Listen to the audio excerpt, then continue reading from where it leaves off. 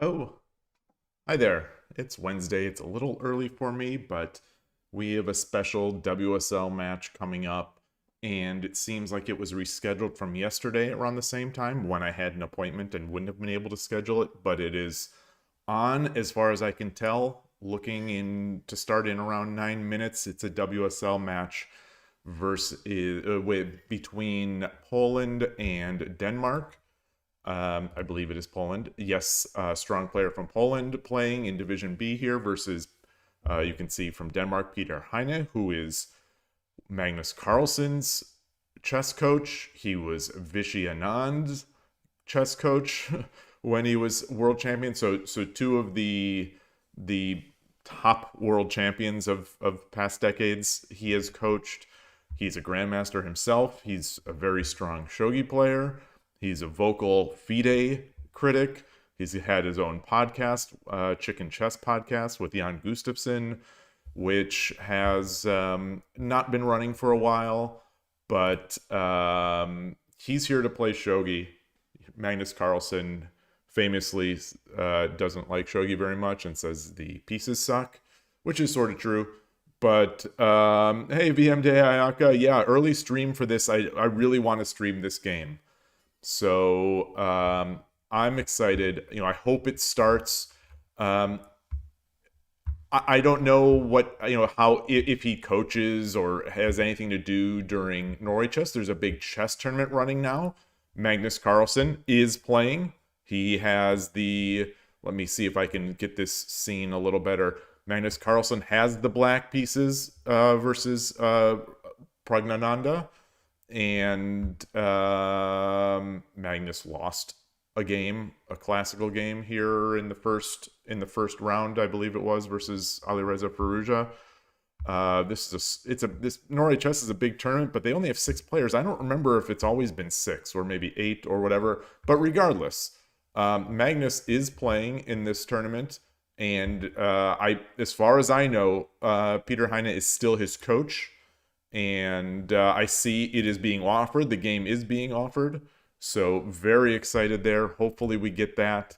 I figure I might as well. It's in the YouTube notes, but I will share his just a profile, a Chessable profile where his courses are available. So check that out. I'm a big Chessable fan. I am at 240. I do like one problem a day just to keep my streak going because I'm addicted to streaks. But 2,044 day streak for Chessable for me. So I have used the app or their website for 2,044 days in a row, which almost seems impossible, but it's true. Just imagine if we had a shogi version of that. Yeah, I'm excited. It's a Wednesday, but there are 2 games, 2 good games scheduled today. This game, and then later in the afternoon, probably a little too late for me to just transition from one to the other. But with one of the top players in the United States will be playing. Hey, Foradun, good to see you. So it's exciting. It's very exciting. So while we wait for the game to start, just gonna flip back, see how Magnus is doing.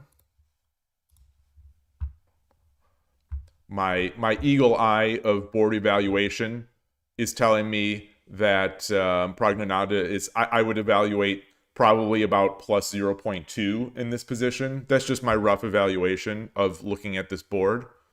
Plus 0.2. I'm thinking at about a depth 36 in my brain.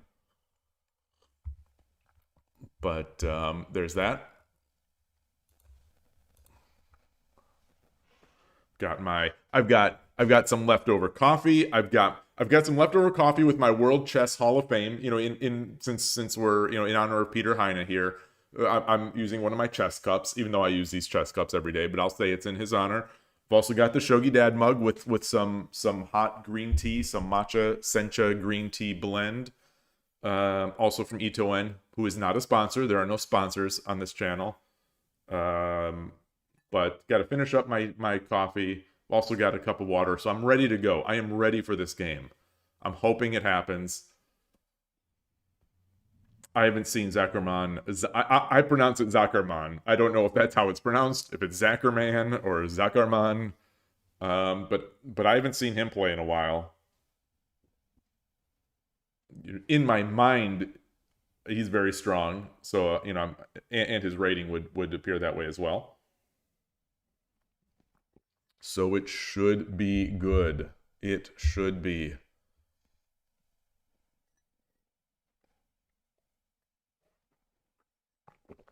So again, yeah, if you're interested in some, even though the podcast is not active, if you're interested in a fun, interesting podcast, sometimes thought-provoking, sometimes frustratingly political, but the Chicken Chess podcast with Peter Heine, Jan Gustafsson, and I hate when my brain farts while I'm thinking of someone's name, so it's so disrespectful.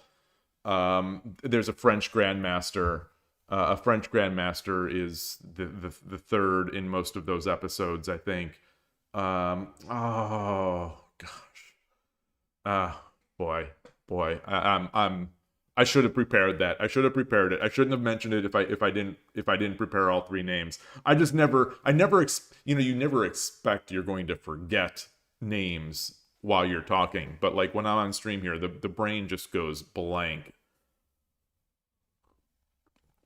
Chicken Chess podcast. I'm gonna do a search. Chicken Chess podcast hosts. It is Laurent Fressinet. Apologies for the no doubt butchering of the pronunciation. Hey Taylor McKinnon, good to see you. Yeah, it is an early stream. Hello, Real Kovala. It's an early stream because this WSL game has an early start, and I wanted to watch, and yeah. Any opportunity to put the name Magnus Carlsen in my show in the show title, you know, I'm all about that too.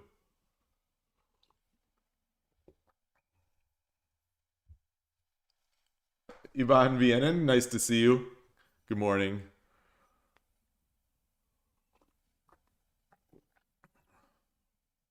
Yesterday's Truck Castle, that ridiculous thumbnail that that I had the computer put together. It seems to be working a little bit. I've got more views than usual. Got more views, got more likes. We'll see if it grows. The new era of shogi content creators just I don't even just I don't even know. Just trying to get any views.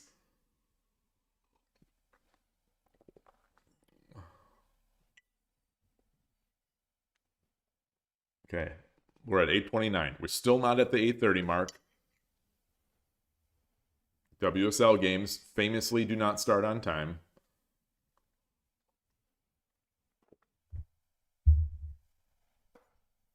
But yeah, so while waiting, let's check one more time, see how Magnus is doing. Still no move from young Pragnananda. Young but getting older.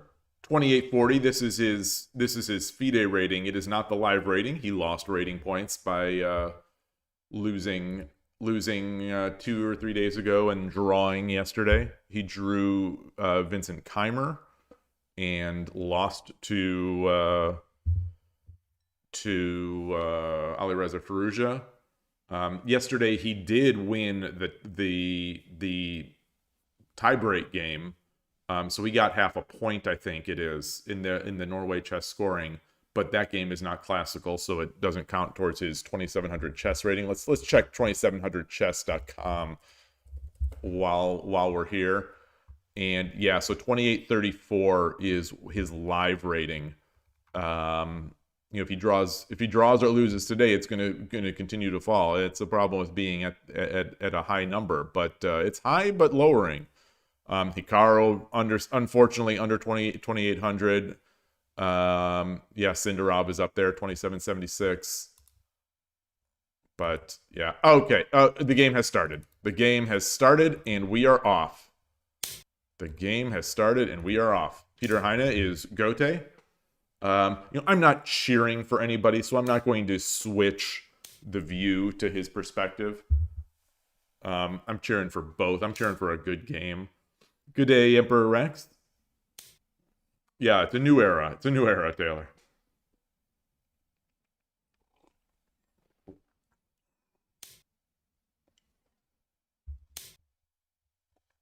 So I don't know if this indicates a Gangi is coming. I don't know if he's a Gangi player. It'd be sort of interesting that the two chess grandmasters that I know of that are strong shogi players are they both Gangi players? I don't know if you could say that that Z-Kid is I don't know if you could say he's a Gangi player. He plays Gangi against me, but I'm not sure if that's just against Urashino Ryu. But we'll see. I'd say we're looking more and more like it's going to be Gangi. But I suppose this could turn into a lot of openings.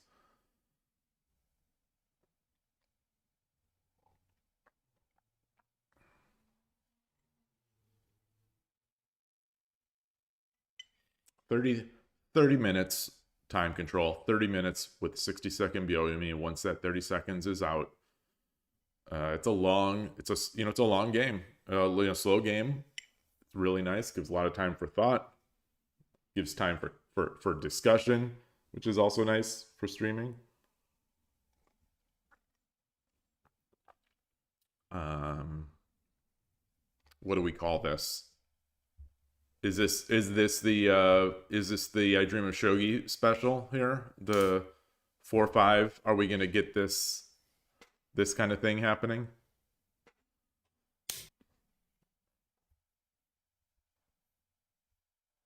So what again? This is a WSL. This is the World Shogi League. Let me give you a link here. It is a country. It's a I don't know how long this has been running, but it is a sort of country versus country, 3-person team, 3 people for each team, battle off once a month.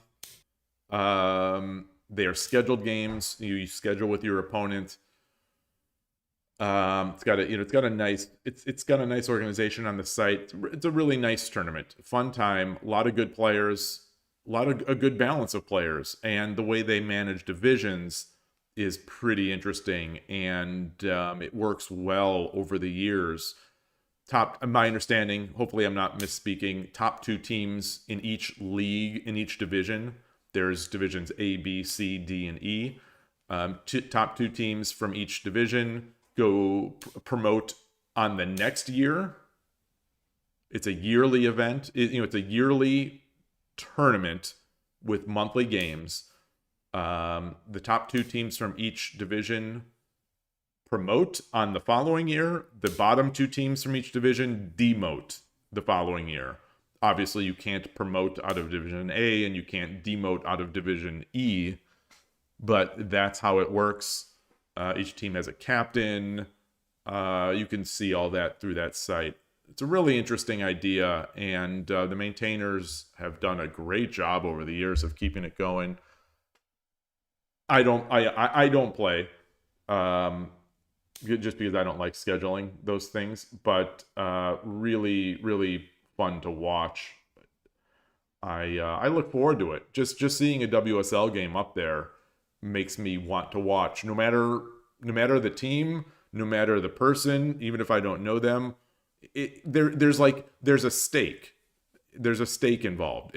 You're playing for your country. Whether that means something to some people or it doesn't. I find it interesting. Yvonne, you say that you think Japanese is 1,000 is like 1,000 in all country, or they are so sad. I don't know what that means. Not every country plays a real Kovalo. Not every country. Lots of countries, but not every country. And some countries have more than one team. You're not into the news. What did they make about the Urashino line? Wait, what did they make against the Urashino line?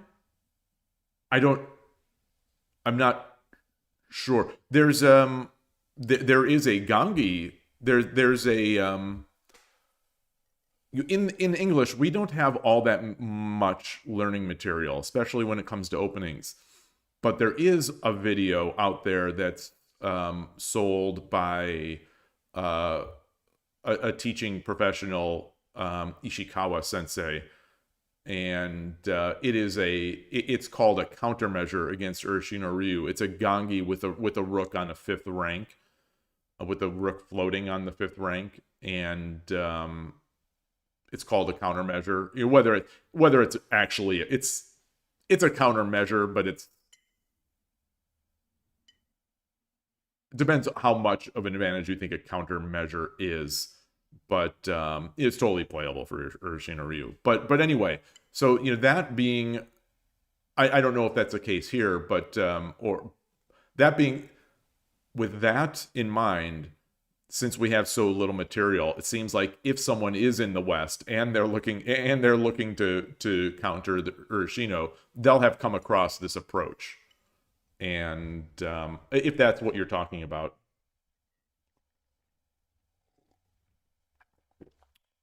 I'm not sure much about what's going on here. For all I know, this may go into Yagura, this may go into Gangi. I'm not sure.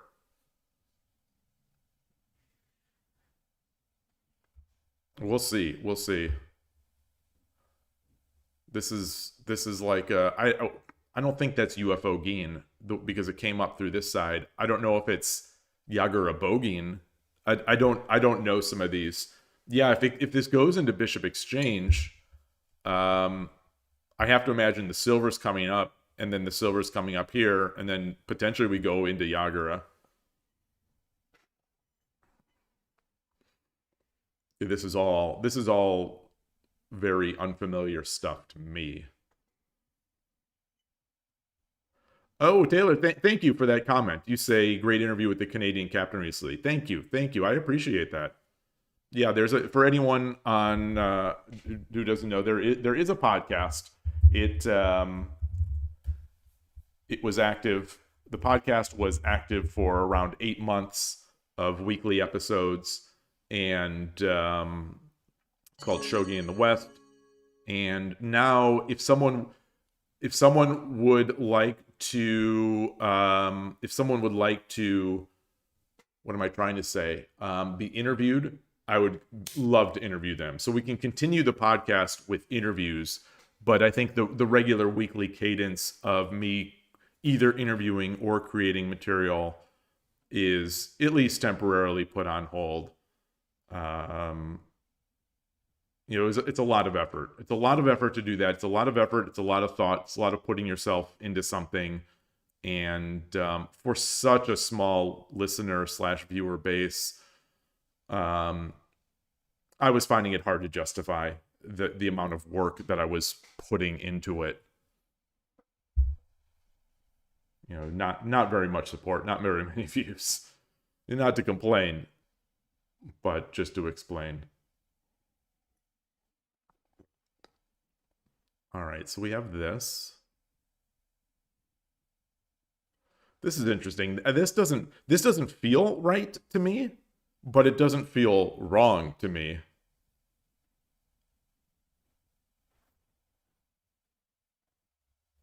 We have a big threat, which I would say is Rook 3/6.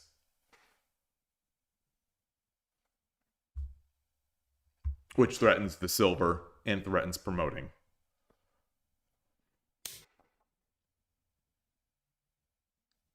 Yeah. So what do we get here? What do we get? Bishop? Pawn? Pawn? No.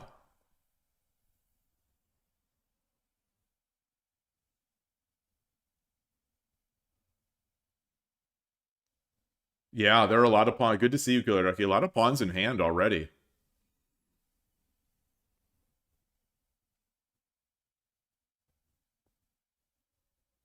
You love how much you place your king 2-2 and you never end up castling and you still win. In Yagura. Yagura is a great castle. I make Yagura against some openings. I would not say Urshin or Ryu is a trend.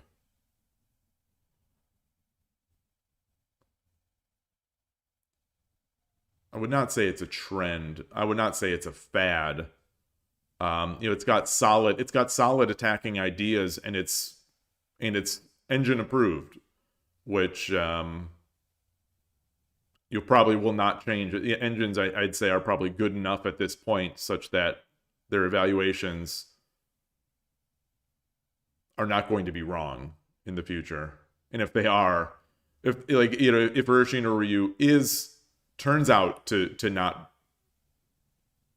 be sort of engine viable, it'll still be more viable than Furibisha, which plenty of people have no problem playing.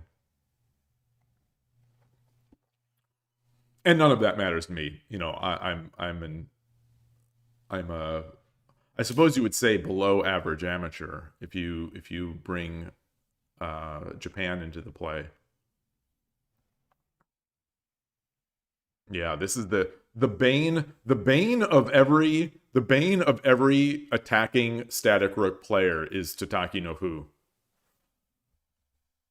So I think he's gonna lose this silver. Unless if he takes, then he gets a Tataki, and then takes, and he takes the pawn, he takes the rook, takes the gold, king takes, gold drop, or something else. Got a weird thing in my mouth. If the engines don't get the power of Furibisha, it's their problem, not ours. Yeah, that's definitely one way to look at it.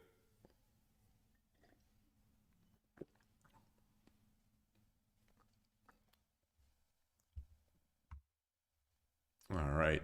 So while we have a break in the action, I'm just going to quickly flip over to Magnus Carlsen's board, see how he's doing.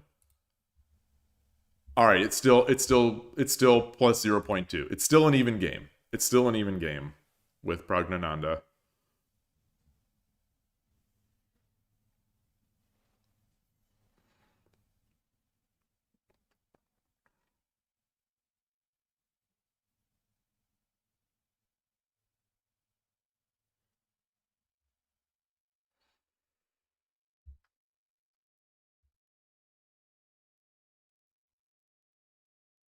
So, are there any other tricky responses here for Sente?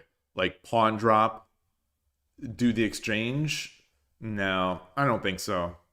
I don't think so. If he drops a pawn, the rook I think can just go back, and the situation remains, except now the bishop is blocked, which would be bad.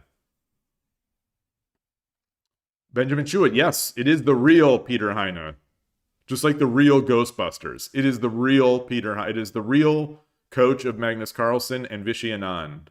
The two of the best world champions in history he has coached. He also has Chessable courses. I put the link in the chat.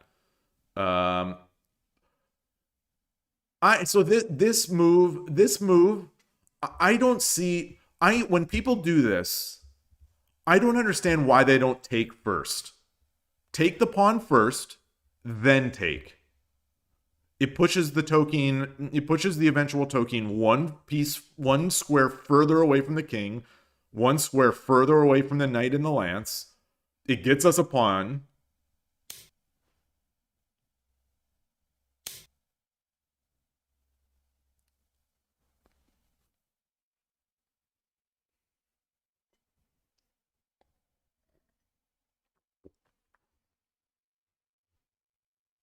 Just imagine if Magnus Carlsen played WSL for Norway. You know, anyone who's seen the video knows Magnus does not particularly care very much for shogi. But if he did, what would that do for our game? If Magnus Carlsen played it, what would that do?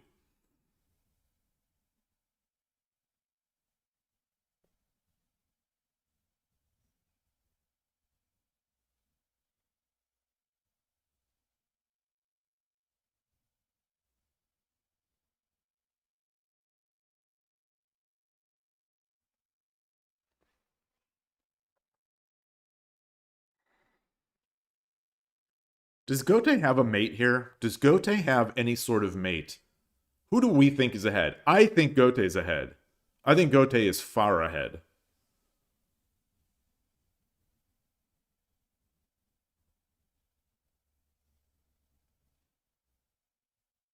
You don't think it would do much, Gilmar? You don't? It's possible. I mean, it's certainly possible. Yeah, I mean, it's possible that shogi simply will never be popular outside of Japan. But it would be interesting. It'd be an interesting to see. It would certainly make it fun for us.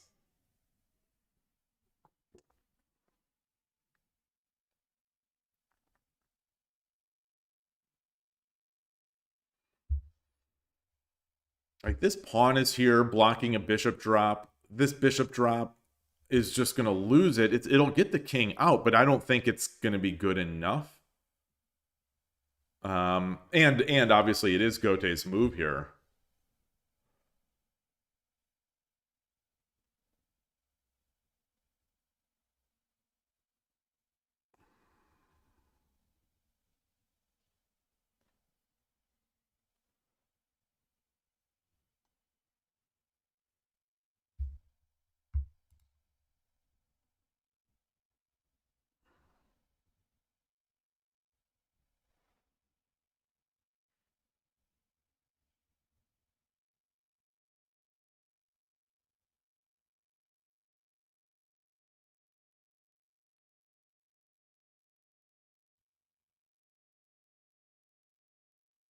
Is there any value to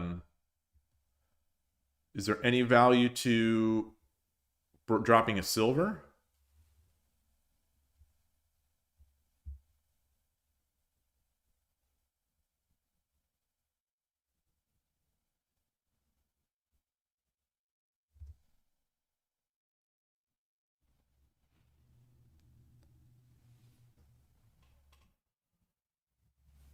Dropping a silver does come with tempo. It eliminates the defensive resource of the horse.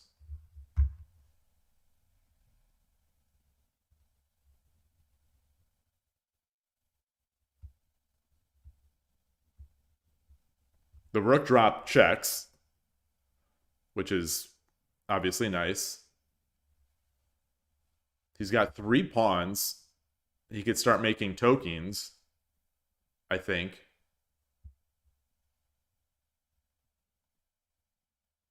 The pawn is problematic though, I think, because of the lance potential for the lance drop.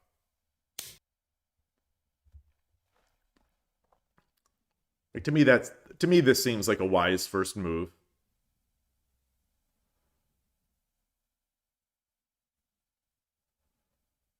Presumably he's going to drop the silver now.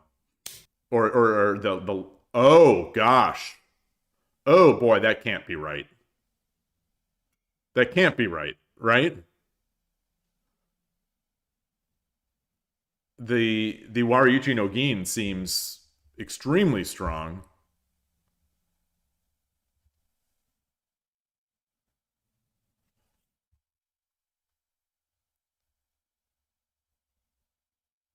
Wariuchi no Gin, pawn drop, and then a pawn drop here. How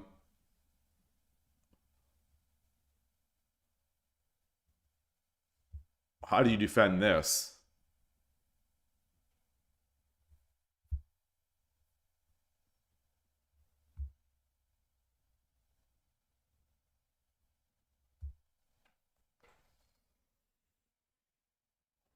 Boy, I hate to say it, but I think we're going to be. I think we're going to have a game over pretty soon.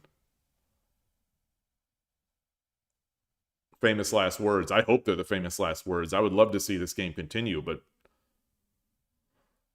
wow.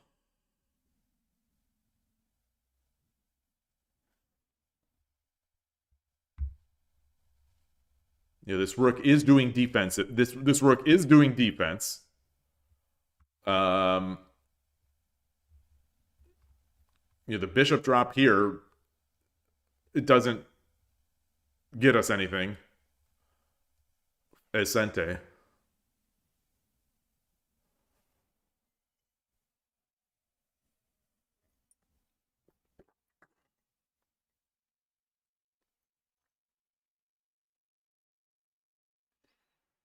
I'm gonna check.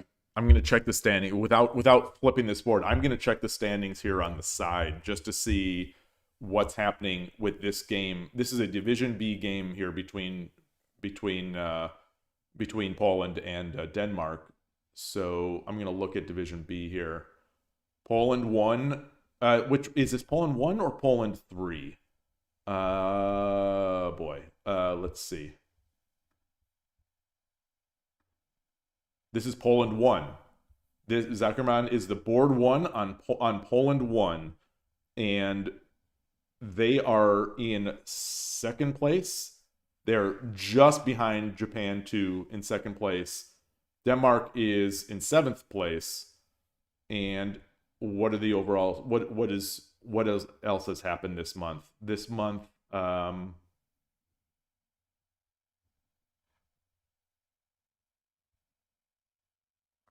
Poland has already won this round. So every point matters, and this point does matter because this point would tie them. If Zackerman wins, this will tie them, I believe, with the leading Japanese team.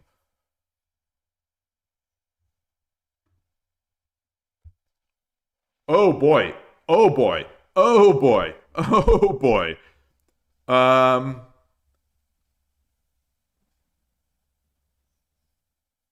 Is this mate? Is this take? Take?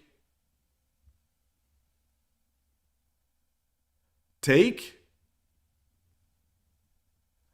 Take? Gold drop, king runs up. I can't see it mate, but this knight is also going to be brutal.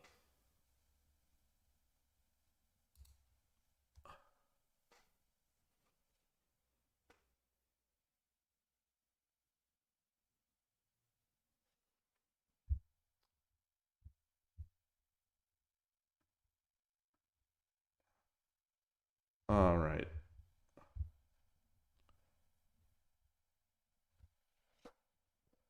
Wait, what are you talking about, Ivan? Don't fake what? What's boring? What is faking? Are you talking to me or are you talking to the players?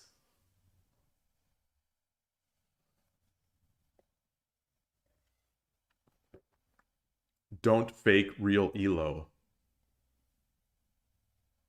I'm not sure what you mean. Are you responding to a different stream? Are you watching maybe a chess stream at the same time? Are you typing into the right chat?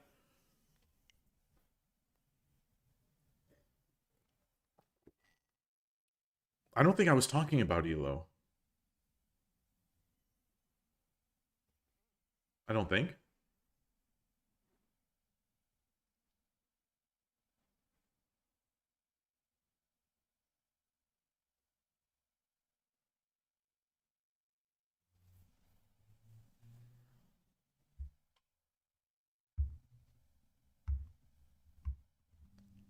So there is also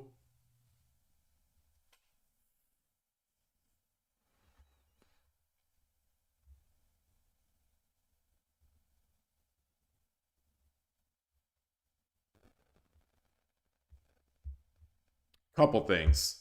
So if we take, silver takes, can we drop the gold back?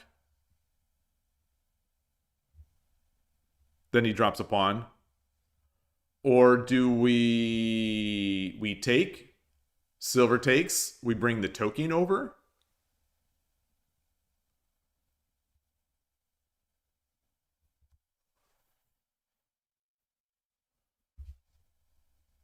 Blocking this square with the pawn or a horse, I think would be...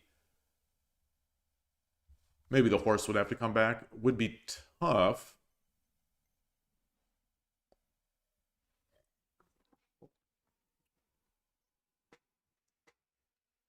You do need, I think you do need, as Gote, need to be cognizant of the pieces you give. You don't want to give mate. I don't think the gold and silver giving either would give mate.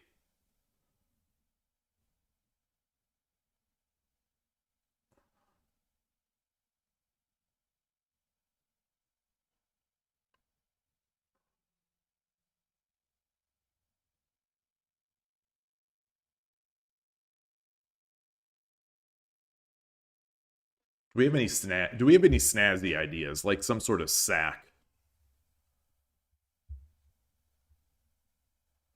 Take the gold, silver takes.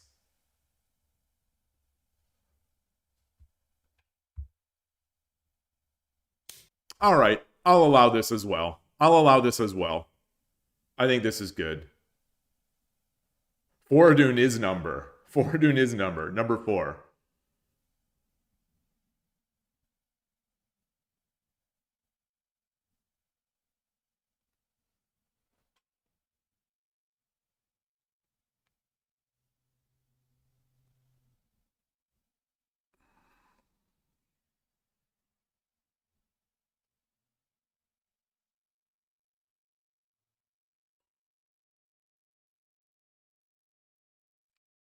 Hey, Mr. 10x54, nice to see you. It sounds like he's conflating the 81 Dojo rating number with Chess Yloigh. Yeah, I'm not sure. Maybe.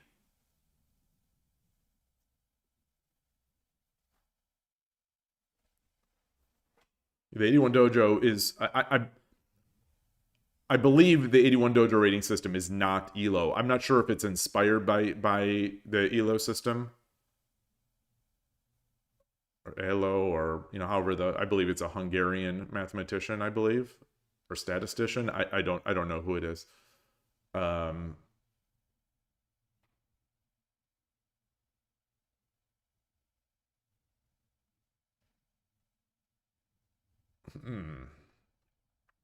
This is tough.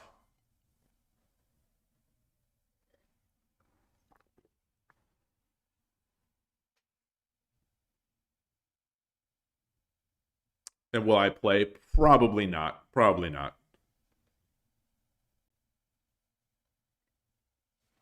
We'll see. We'll see. I don't think so.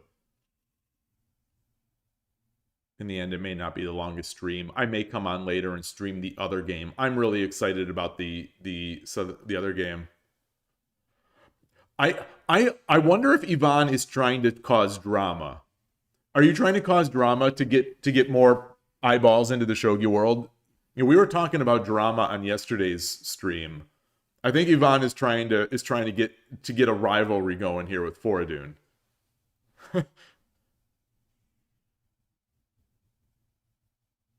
Yeah, the rook is not defending anymore. Rook is definitely not defending anymore. But this square is triple defended.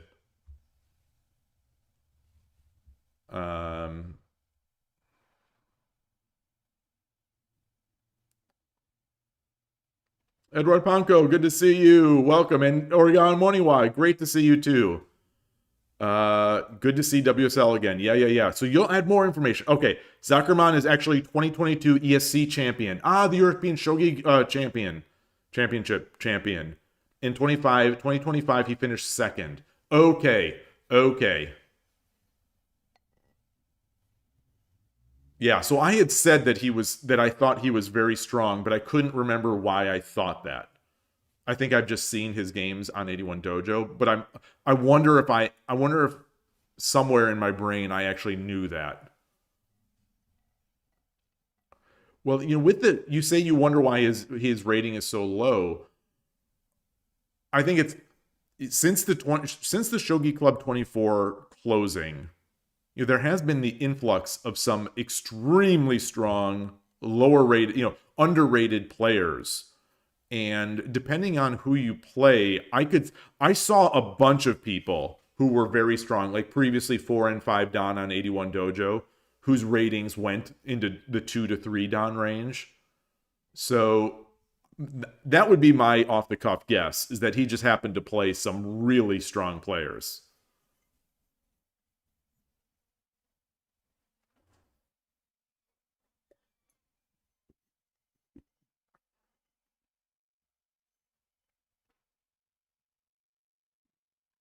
Boy, it sure feels like he's losing now, though. I don't know how you get out of this.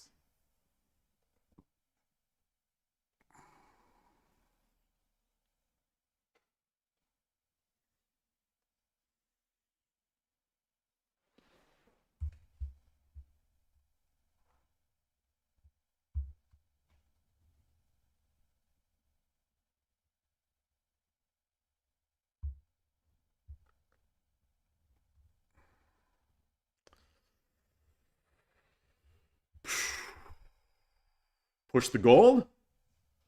Is this do you push the gold up?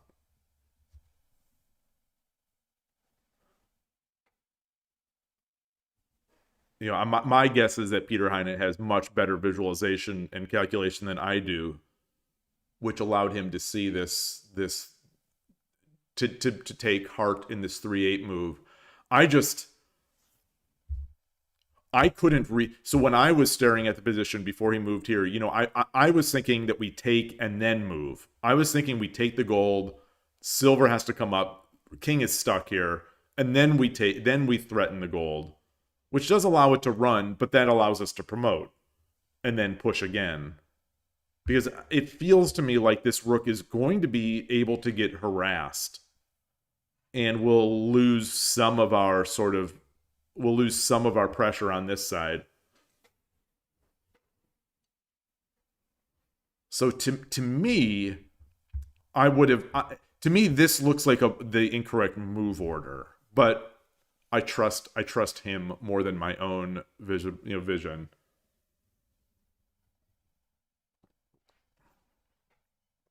It seems good no matter what. Everything seems good still. Everything seems good. And even if the gold does come up, it's not like we're going to lose the rook. We just pull back, and this threat still exists. And the silver still cannot be taken because the rook is protecting it.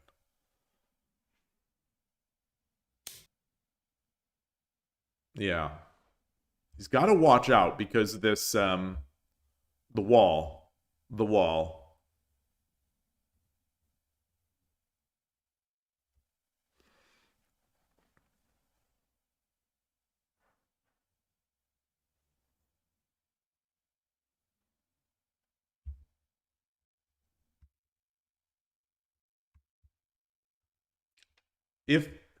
So let's say pawn drop takes.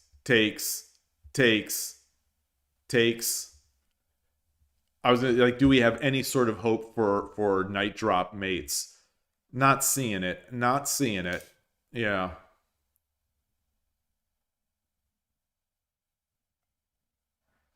So now we've blocked. This pawn also blocks the defensive value of this horse.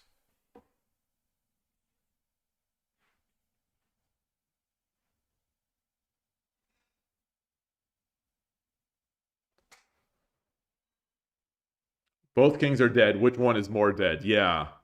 Yeah, that's a good way of looking at it.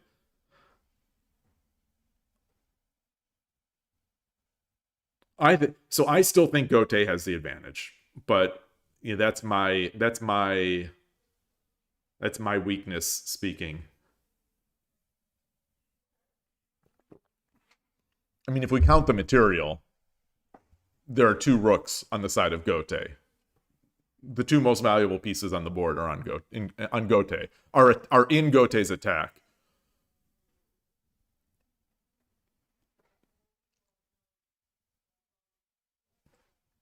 Just gonna check on Magnus again. It's okay. So Pragnananda has expanded his advantage from plus 0.2 to plus 0.3. So we've gone from even to even.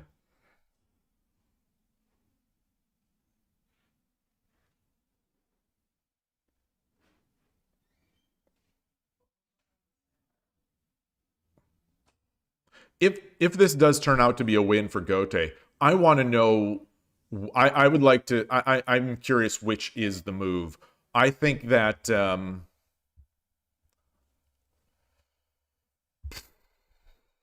Well, I think he should have taken that pawn. So if we do, I had mentioned that I would have taken the pawn first with the rook, forcing the other Tataki. That would have made this token one square farther away. It would have been one extra move. But then again, no, it wouldn't have, because it was a diagonal versus a side.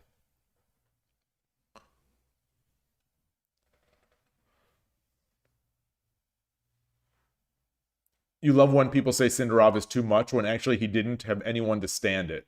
Not sure what you meant. I'm not sure what you mean, but Sindarov played pretty amazing. He played amazing against everybody. And more importantly, Sindarov is one of the players I predicted. Sindarov was the player I think I was cheering for in that event more than anyone, which automatically gives him credibility.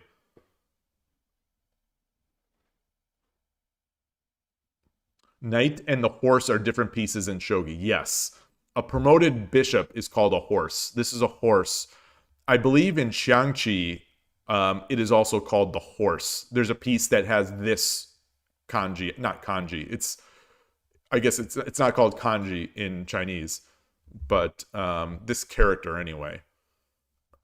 And it's a horse. It doesn't move like this though. It moves a lot like it moves like the chess knight with some other variations, with some other rules applied to it. But yeah, I think that, that's one of the problems with translations. I don't know what kema. So the knight is a kema. I'm not sure what the literal translation of kema is. And this is uma or whatever, which I think is horse. Uma does translate, I think, into horse. Ding is good, but like Ding isn't beating anybody these days. Ooh, look at this. Look at this. Look at this. Look at this. Do we have mate? So that's the question now. Do we have mate for Gote? Can we mate?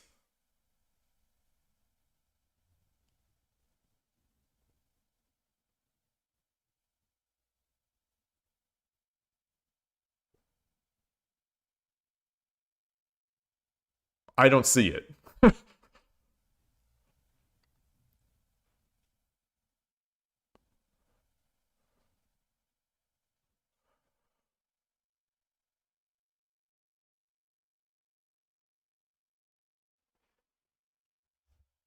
There's no take, gold drop, take,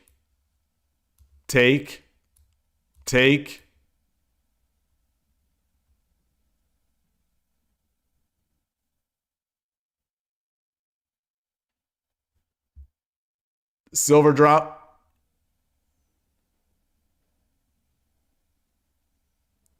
No, I don't see it. I don't see it.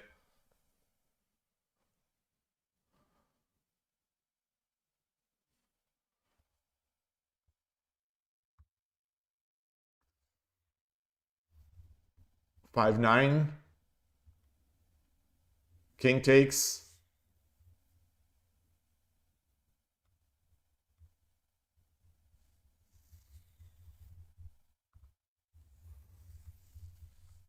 How about rook takes, silver takes,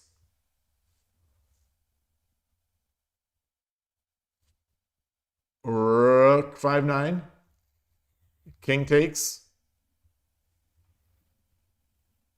Nope. Mister, you say, just let you know I'm doing an outstanding job spreading shogi. Learned a lot from me and Mr. Todovsky streams. Thank you, thank you. Greetings to Germany. Thank you. I appreciate that. Yeah, I think that in the end, I think this is the move I would have made as well.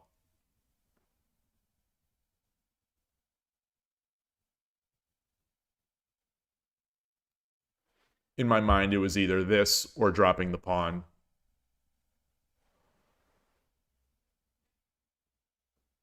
But I think that dropping the pawn would have lost to a bishop drop. Take. Maybe not. Hey, Daniel Degard, nice to see you. Ivan, you say, do you know what I mean? Foradun knows what you mean. Maybe Foradun can explain it to me on Discord. I'm not sure. I don't know much about Paul Karras. Well, Paul Karras is dead, right? I mean, everyone dies. Everyone dies. Not every man truly lives.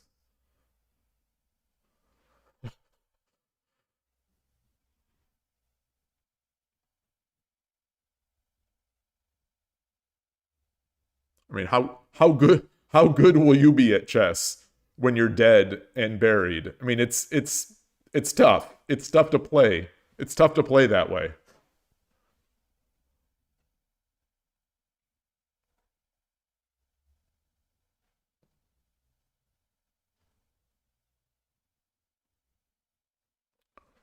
Thank you, gigantic Gebling Kick Wook Buzz. Thank you for that offer. Well, it's not an offer. You're just mentioning. Dare you to talk about your history best? I don't know. I don't know if I have the mental fortitude to be able to listen to the history. I'm afraid of what I'm going to hear. But if you want to share, I'm open. So this one right here. I'm still so promote. So the thing is, promote here is promote mate. Is promote is this Tsumero? Is this Tsumero?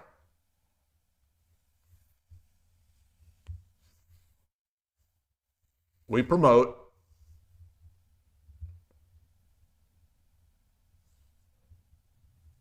And then if it was our move, we drop a gold. He runs, we take. He takes. So the king is naked on 4-2. We have a silver and a bishop and a pawn in hand. We have a token on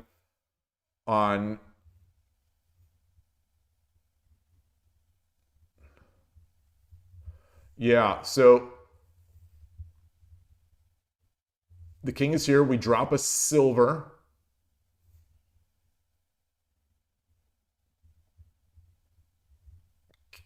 King goes to... No. So the king is on 4-2. Then we promote. So if it's our move and we do this, so the pawn, I think the pawn would have been Tsumero as well. I don't know if this is. I'll have to read it. But I think the pawn promote with Tsumero as well. Tokyo Peach, hello. Sorry, Daniel. Another time, just say Daniel. You butchered your surname. Sorry. Not great at pronouncing names. Oh, thank you, Tokyo Beach, so much. Thank you. Appreciate you coming. Appreciate you coming.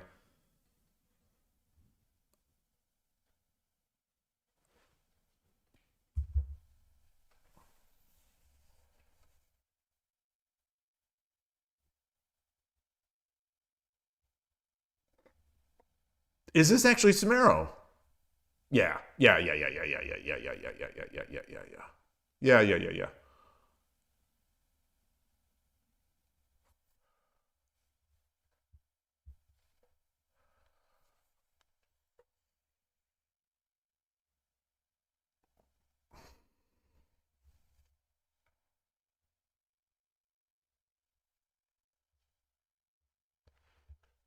How about is just bringing the gold? Just bringing the gold to 5-2. Does that gold 5-2?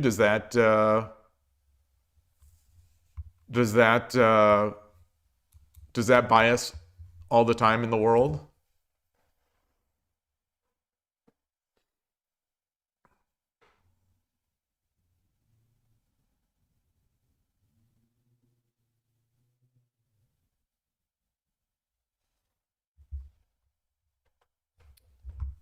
Gold 5-2. How about pawn 5-4? Does pawn 5-4 get us?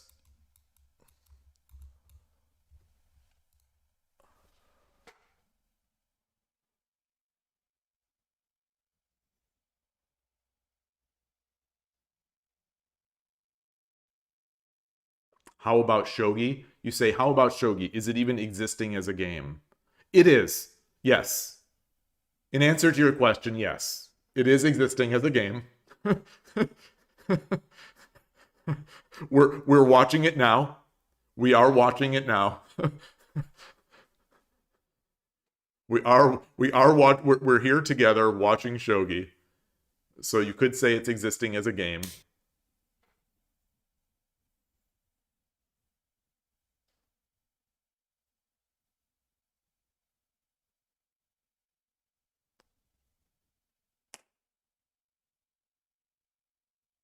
I don't know if I like that move as much. I think of all the options, I think I like this one the least.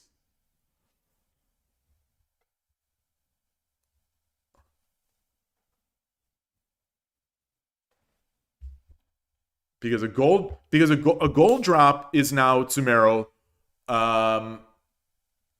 This is yeah. I don't know if this is gonna do it, but I don't like the ideas. Oh, and there you go. Oh, oh, that hurts. Oh no. Oh no. Oh, he got officer. Officer, I'd like to report a crime. Officer, I'd like to report a robbery.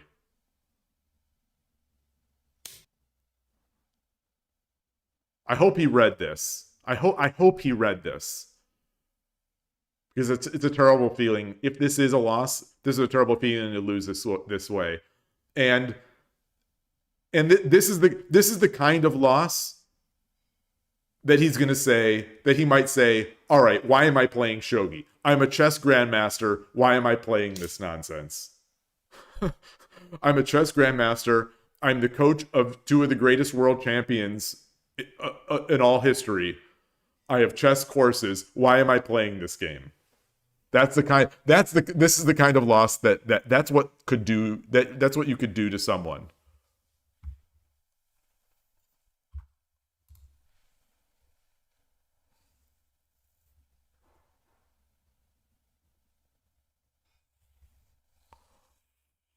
Hmm.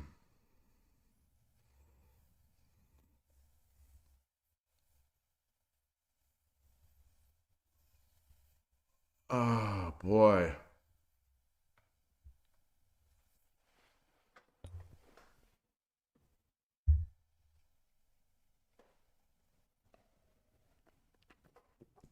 I've been getting some complaints from the YouTube viewers lately.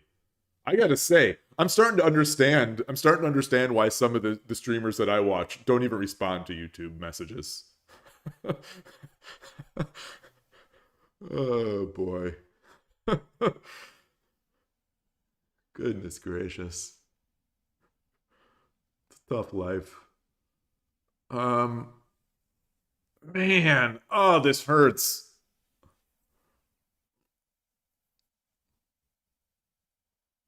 Oh, let's see how Magnus is doing. Let's see how Magnus is doing. Okay, it's still even. It's still even. But it's mildly turning into Pragnananda's favor.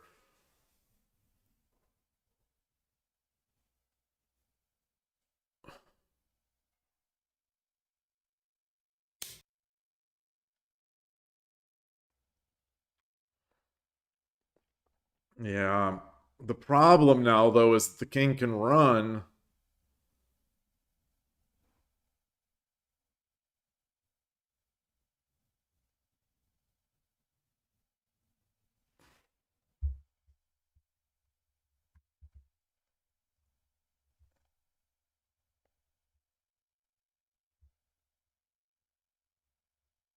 This is Sumero.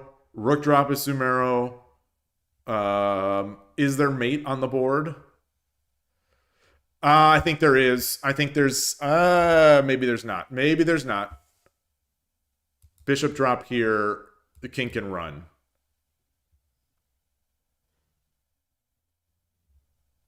Bishop drop. King can run.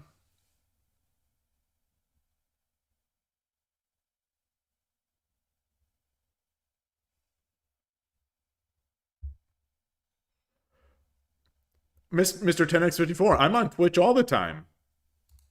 Yeah, I'm on Twitch. Anytime I'm streaming, it's on Twitch and YouTube.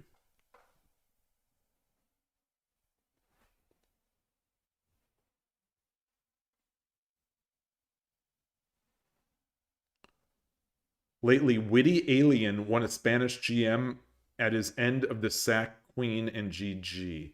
I don't know who Witty Alien is.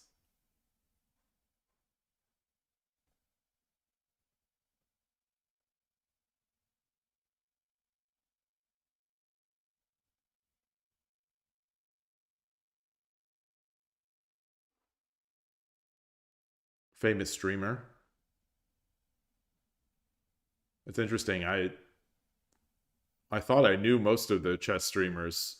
I knew of the popular chess streamers. I've never heard of Witty Alien.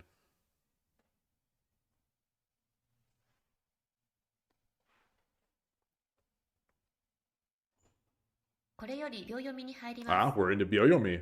So this game has lasted. So I really thought the game... It was... What was the time? I think each side had 20 minutes left, and I thought the game was over.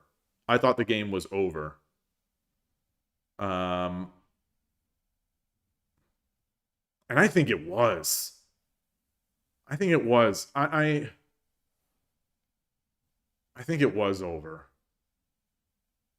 I'll be very interested to throw this to our friend Yanor O and ask the king what he thinks.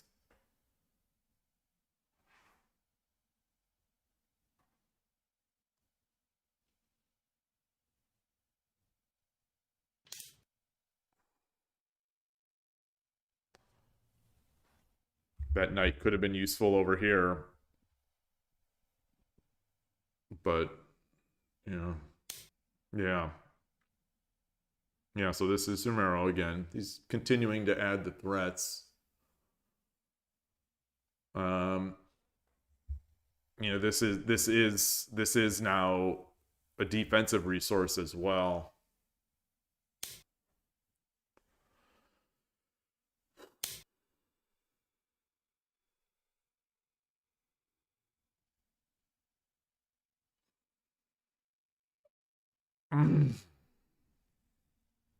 It's just so painful. It's just so painful. I think if he just would have made that move earlier on, if he just would have given him this square, it would have been fine. Yeah, that's mate. Oh, good game. Good game. Good game. Oh, Shogi is rough. Shogi's rough. Hashtag just resign. You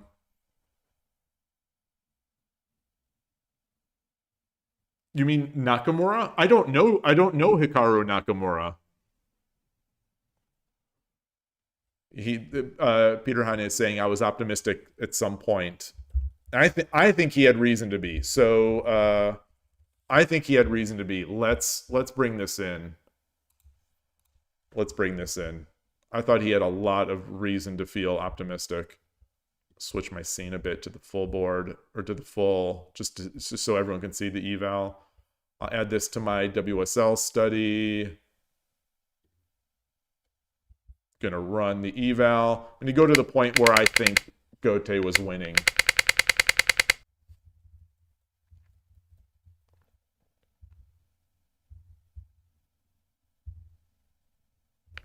Okay, here's the point where I think, this is where I think Gote had its biggest advantage. So let's see if it was even an advantage. Yes, yes. Server-side evals calling it minus 11 and 11.3. In browsers calling it minus 7. Which I hesitate to call a win, but I think it's a win. So where are we? Where are we? Yeah, this was the biggest advantage. And what was the so 2-2 pawn. 2-2 pawn. Yeah. Yeah. Yeah, 2-2 pawn. That's what I was saying. Was my options were these two. 4-1 king was still fine. He was still minus 7.7. You know, drop from minus 11 to minus 7.7. Is this showing up on stream? Not sure. So his move was fine. Pawn was better. The pawn looked more dangerous to me. So like I said during the game, I would have played the same move he did. Not that I'm any good, but so he did move 4-1. This happened. 5-2 gold was the blunder. 7-1 silver. Engine is saying 7-1 silver. My moves were these. Number 1 move is 7-1 silver. Number 2 move is 5-1 king. Also just preparing the same thing, getting out of any knights. 7-2 silver is number 3. Or that's 7-8 silver. 7-8 silver is number 4. 7-8 silver. 7-8 silver is number 4. 5-2 gold. 5-2 gold. There's a follow. Upanwa. Thank you for that follow. I appreciate it. So yeah, the 5-2 gold. But the 5-2 gold would have gone back to even. So this would have gone back to even. This isn't a great move. 7-1. 7-1 is. So why is that? Why is this great? Why is this game over? And this, oops, I'm trying to do a different color. And this is not. Why is gold 5-2 even and silver 7-1 just game over?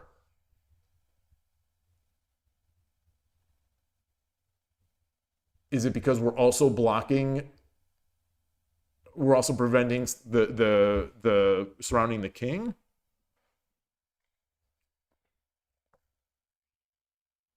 is 7-1. I wouldn't call 7-1 cowardly.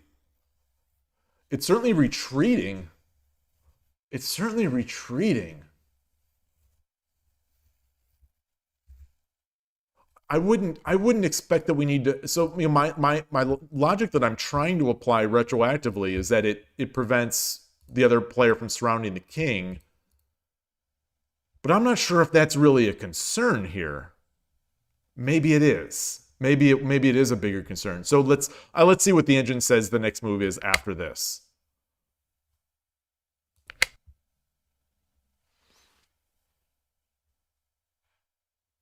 Wow. Never saw that one. Wow.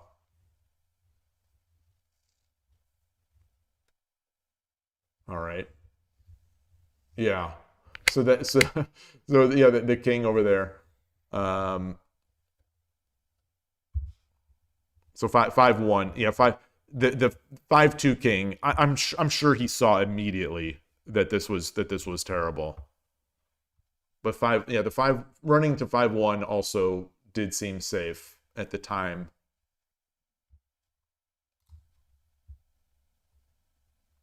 Yeah. Oh, that's killer. It's killer. It just hurts. And then so even this it's not over. It's still even-ish. It's still even-ish. Server side says this is slightly advantage to Sente. In browser with enough depth also is now agreeing.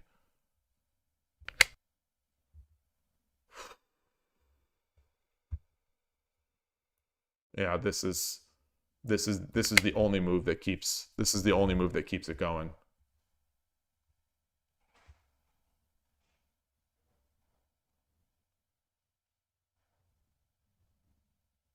Is this not a concern? Mate in 1. Mate in 1. Where's the mate in 1?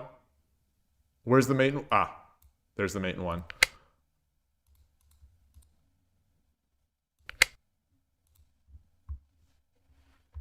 Yeah. Is there any way to save this? Is there any way to save this gold? Maybe there's just no need to. This idea that I talked about in the game is coming up here. Yeah.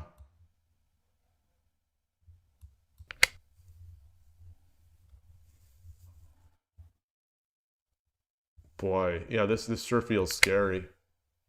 This is a Shogi Wars even game. This is a Shogi Wars sprint mode position. Wow. Awesome game. Heartbreaking though. It's heartbreaking. It's just it hurts. It hurts. I have been there. I have been there when all you need to do is play the correct defensive move and all your efforts, all your great efforts that you've put into the game will be paid off. Just make the right defensive move.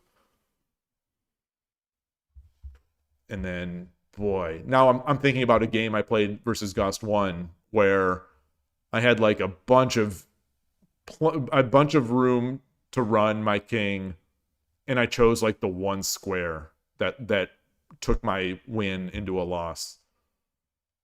Oh man, that game still hurts. Still hurts. You already forgot about Knight 4-4?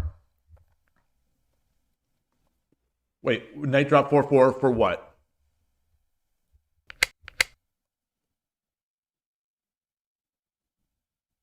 Wait, what?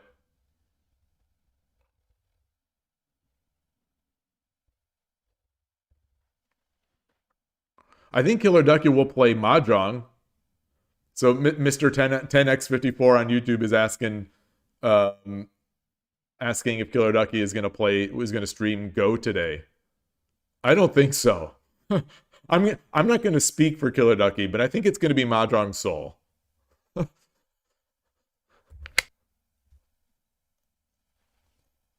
Oh, versus when they do Gold 5-2. When they do Gold 5. Oh, when they do Gold 5-2, you like that? That like that? Yeah, I mean that's losing.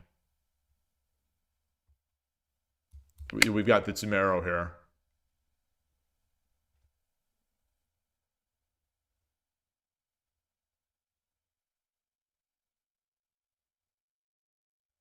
Yeah, the king is just...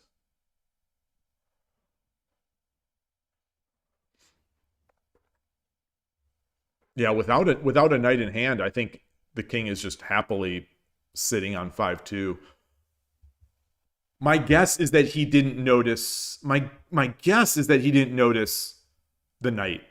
They didn't notice that the opponent had the knight in the hand. Maybe, it was tough. It was tough to notice that because the knight only got in their hand that very move. So that's one of those positions. I wonder, I don't think a chess grandmaster is subject to the same sort of stupidity that I am. But like I've talked about, my internal tick rate, my internal position evaluation tick rate, like is not, it's not like 1 hertz. It's like I don't know. It's like 1/10 of a hertz. It's like it sometimes takes me a while to refresh my mental model of what the board is. So like he takes the knight here. In my brain, the mental model of the board has stayed, and the mental model of the opponent's hand is remained. So I'm trying to think, like, if I made this move, I'd be thinking, okay, well, he can't really check me outside of 4-1. And so I would have thought maybe that I was safe.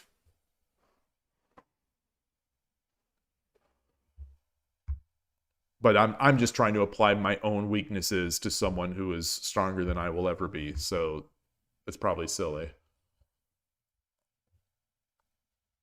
Yeah, good game. Good game. Very. So it's amazing. This is back to that. I'm always interested in this, even though it doesn't matter. Like, it claims Zackerman made no blunders.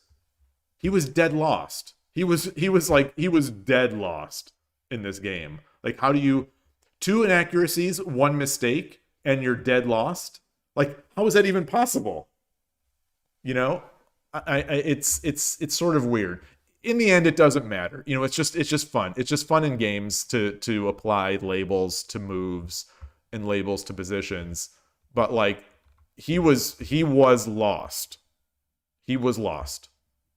Minus 16, minus 17 with that kind of attack is lost. Gote just needed to buy himself that 1 move.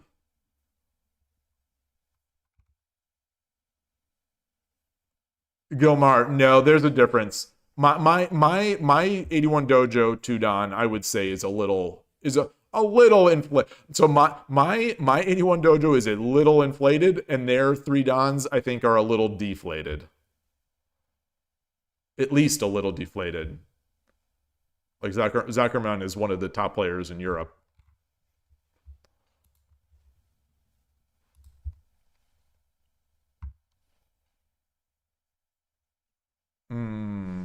Boy, oh boy, oh boy.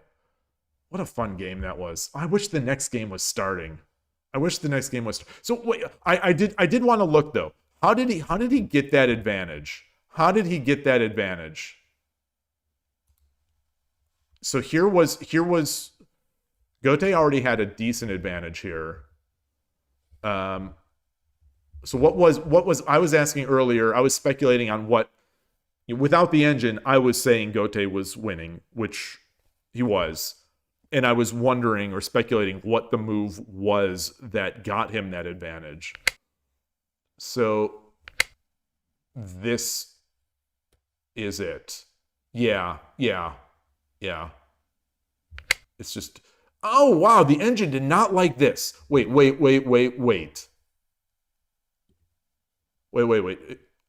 What is better than this? Take first, and then drop. Yeah.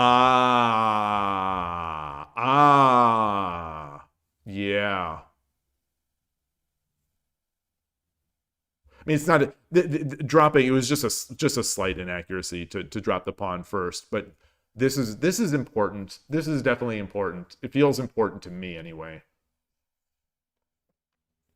These kinds of things. He probably considered it. Yeah. So now I was also speculating that he should have, if he's going to play this move, he should have taken the pawn first. Okay, so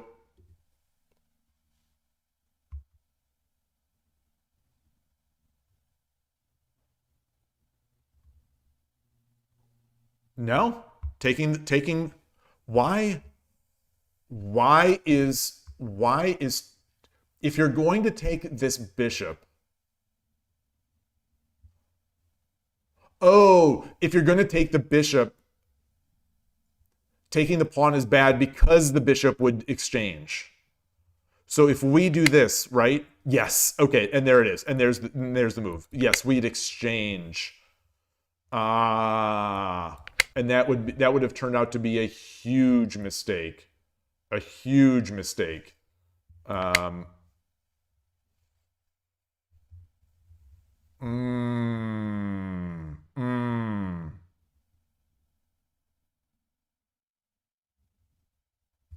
Okay.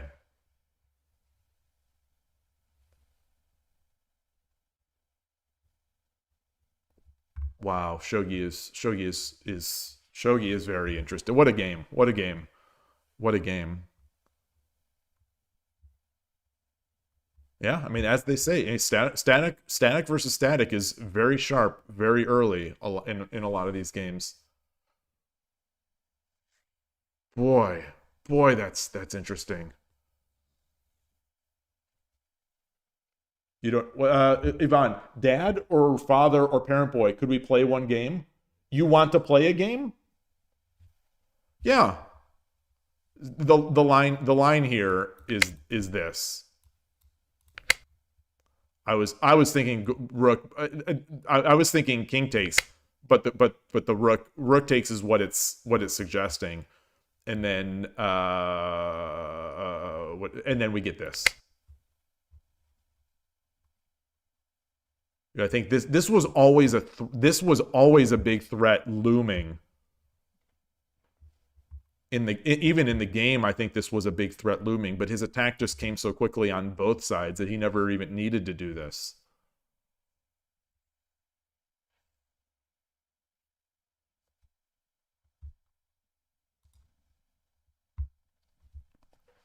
All right, Ivan. All right, let's play a game. Let's play a game. You want to play on the Shogi? I need to take a break though first. I need to take a break first. I will be right back with more tea. Give me a second. What am I doing? Be right back.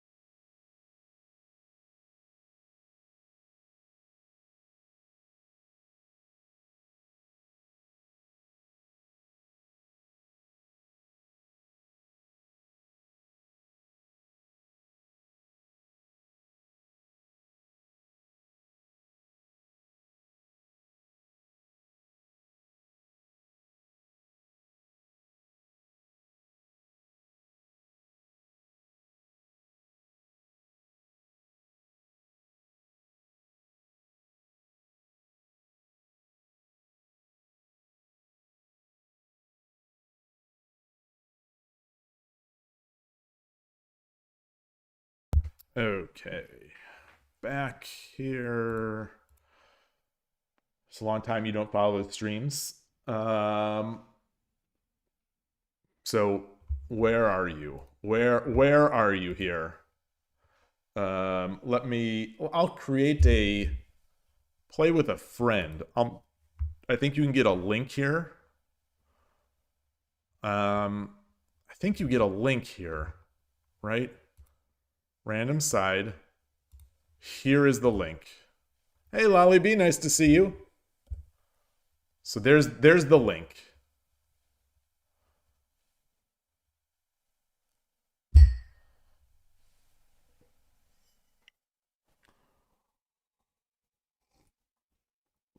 Let's see if I can play. Yoroshiku onegaishimasu. I'm Gote here. Stream is, the layout is correct. If anyone's wondering why I don't pre-move this, it's because Nakabisha can ruin my day.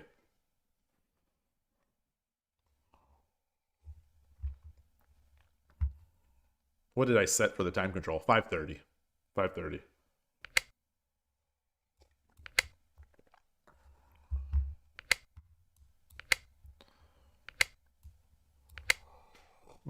Quick Ishida. そうですね。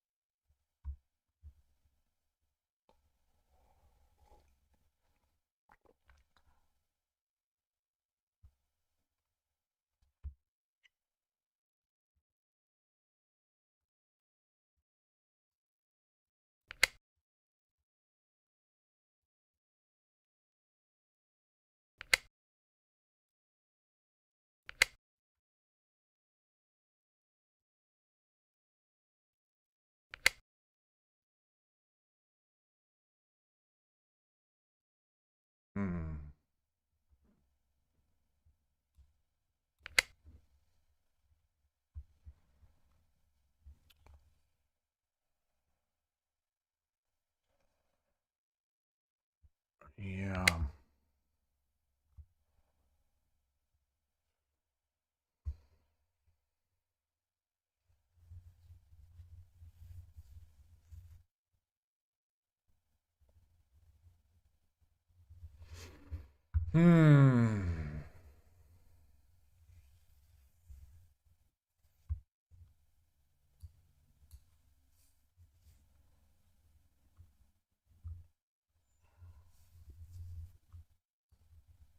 Yeah, I don't love that.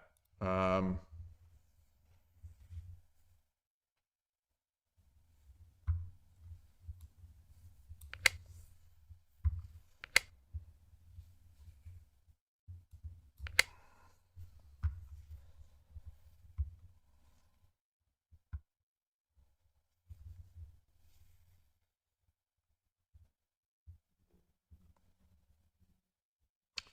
not sure. I'm not sure. I don't see the double pawn. I don't usually see that double pawn.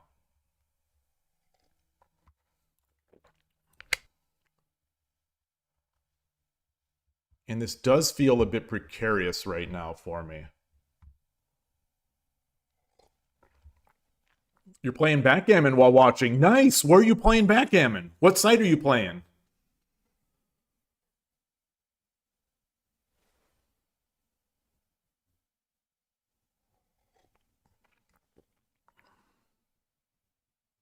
Killer Ducky and I used to play on Daily Gammon. I'm not sure if he still does. Daily Gammon and Fibs. I don't know if Fibs is even still around anymore. First internet backgammon server, I think is what it used to be called.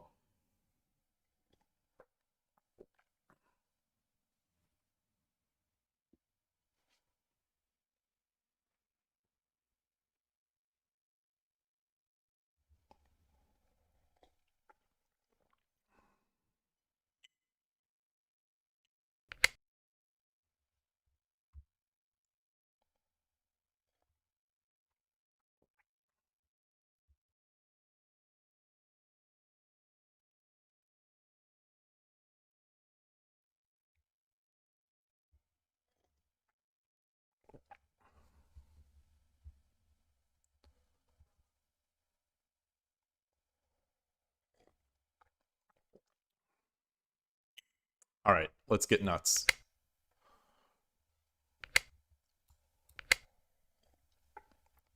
Your bishop takes does come with check.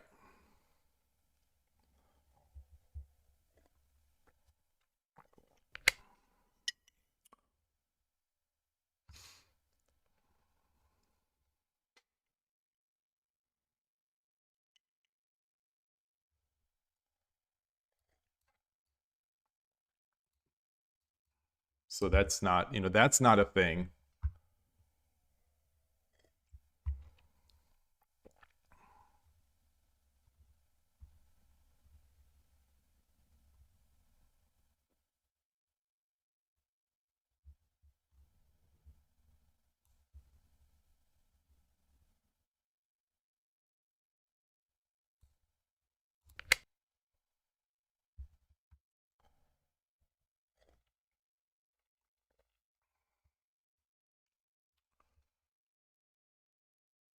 These are wide open positions.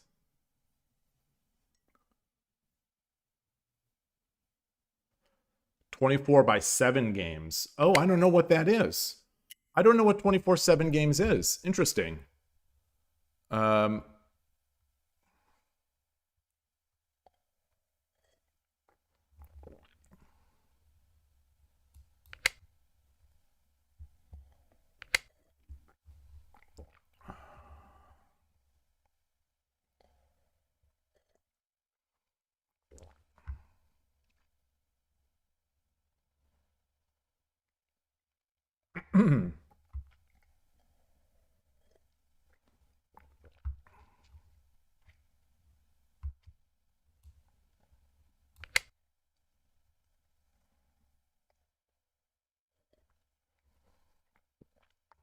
Got 3 pawns.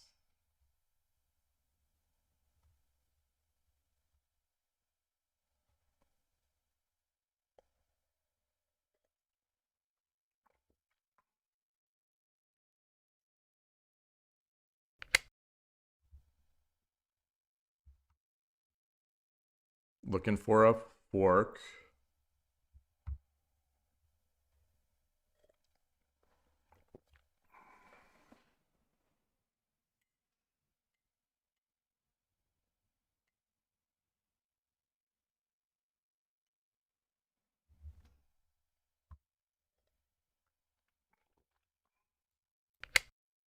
I like the knight. I like the knight. I can drop it here. It gives this.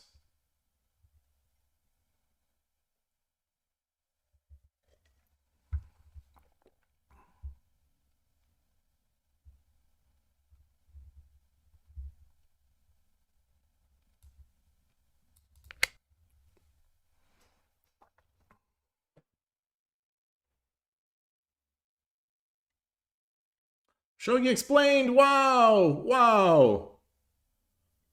Wait, you watch a Shogi Parent Boy stream. There's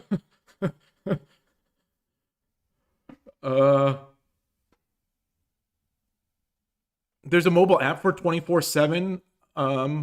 So I hope you're doing well, ShogiExplained. I know that our East Bay Shogi Club leader was over in Seattle for the past couple weekends. And the first thing, of course, I'm going to ask is, did you get to play with ShogiExplained? And it sounds like you weren't there. Hope things are going well. Sounds like Michael Redmond 9 Don was actually giving a lecture at the Seattle Go Center, which is awesome, obviously.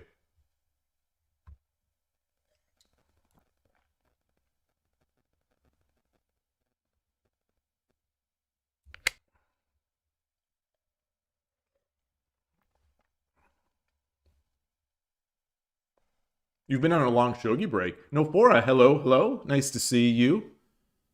You just not enjoying it as much? You busy with other things? Shogi is a harsh. Shogi can be a mean friend. Shogi can definitely be a nasty friend.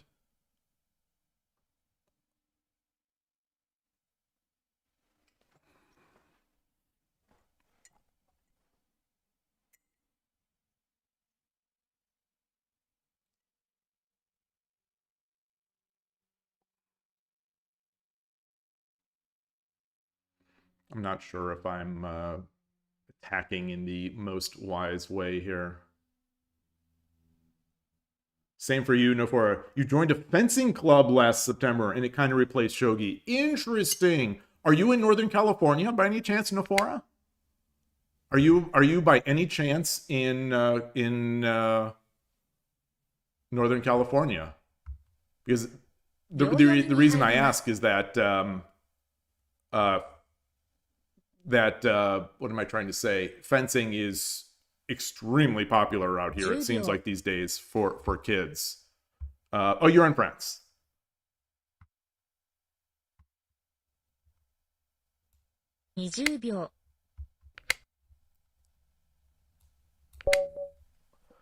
Arigatou gozaimashita. Nice game. Ishida's tough. Yeah, that was a tough one. I wonder if I made any sort of catastrophic mistakes here. This is, we don't often get this, but I like this idea. I don't know if it works. I don't think so. Yeah, because taking 7-5 is still good enough. It's still good enough. Okay, yeah. So maybe look to castle, get this thing out of here, which will allow, this not to happen. But we proceed.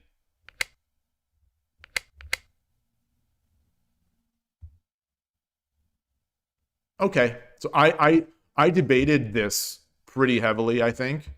Turns out this is the only move. This was the only move. So I'm glad I saw that.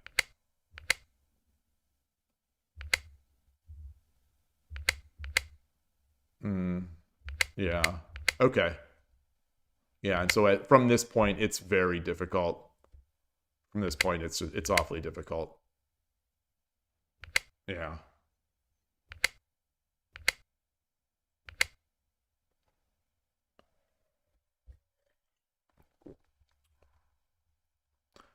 It's funny that the engine is saying this is good. Everything was good. Everything was good. My move was second best. I was afraid of the Tataki a bit. I was a bit afraid of the Tataki. So if I do this, take,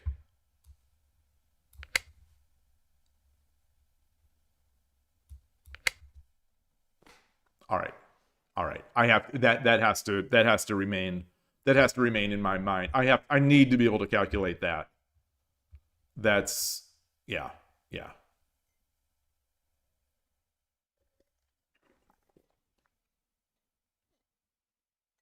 Shogi can be one of those situationships. Yes. Shogi is a friendship. And oh, ShogiExplained, you said it's held. Don't want to talk about it on stream. Understandable. Hope things are looking up on that. Always sorry to hear that.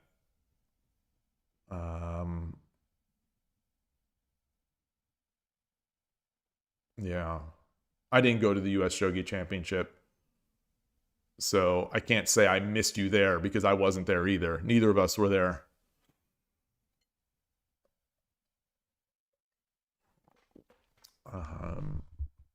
All right. None of the gang was there. None of the 2024 crew was there at this year's US Shogi Championship. I wasn't there. You weren't there. Jack Lantern wasn't there. Rico wasn't there. That was our Yonin Shogi crew. The Yonin Shogi crew. None of us were at the 2026 event. I did see recently. What was it? Someone was tweeting about Yonin Shogi. I think someone tweeted about it. Maybe they were tweeting a video. It was a Japanese video, I think, about Yonin Shogi, and it always brings back good memories. Even though I didn't enjoy the game. I don't enjoy the game of Yonin Shogi. I enjoyed us playing together. It was more, us all having a good time was really enjoyable. The game itself, eh.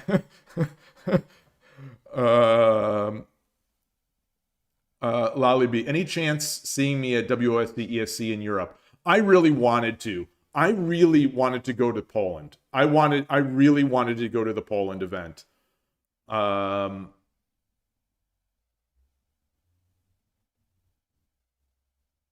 really wanted to go to the one in Poland. I can't remember what was the big hold up there. The summertime, with they're not kids anymore, with my young adult children, it's always a little up in the air. And it's always a bit up in the air, and it is awfully expensive.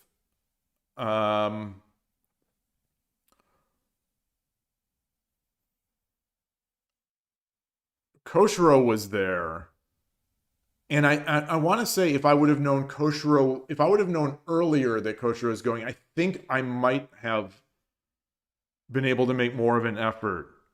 But there's definitely a chance. I would love to. I have been wanting to go, but like ShogiExplained says, Europe is farther away than Japan for us, and that sort of sometimes enters the calculation of like, well, I could go to the U.S. Shogi Championship in New York, or I could go to ESC, or we can go to Japan and sort of have a vacation. It's tough. It's tough to organize family-wise. I really would want to go. I really would want to go to the European event, though. Yeah. So there's definitely a chance. I wanted to go to Poland. Poland sounds like it's a great place. Tortu-P, hello. So Ivan, you're saying not even in one secondary time about knowledge? Not sure what you mean.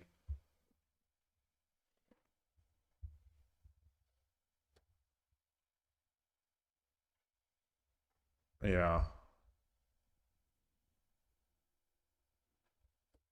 Oh man, my Eversenopon loss was so close right in between two great numbers. Just right in between two great numbers. 68. It's I can't do 6-7, and then I can't say nice. What about Berlin or Hamburg? There was where was the recent German? It was recently in Germany, right? Or is it it was boy, I don't remember. My brain now. I'm confusing either future or next event is in Germany, right? Shogi is popular in Poland. I think yeah, I mean relatively. Someone in Poland can correct me if I'm wrong, but my impression is that at least in terms of Europe, Poland is one of the strong countries. I wouldn't say that shogi is popular anywhere outside of Japan, but of the places where it's played, Poland seems like one of the stronger places, more popular places. It also sounds like Poland is a very visitable country these days. Did my kids teach you about 6-7? Oh, I am. How dare you? How dare you? I have my finger on the pulse of what's going on with the youth. The youths. The youths. Oops, I just banged my cups. Sorry. You say still playable? Yeah. All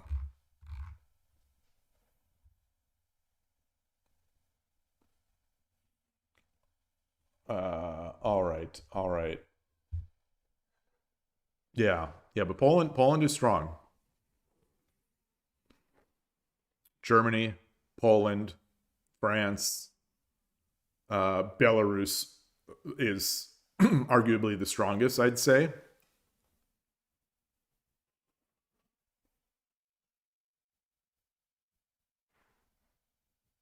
I'm pausing. I'm mentally pausing, just making sure that yeah, Belarus is Europe. It is Europe.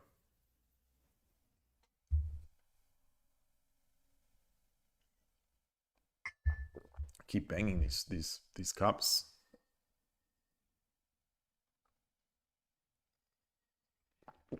Yeah, Poland. Well, Poland doesn't have her anymore. I see that this is your first time chat. Welcome, Bodie 1969. Doesn't have her anymore. I believe she's now living in Switzerland, if I'm not mistaken.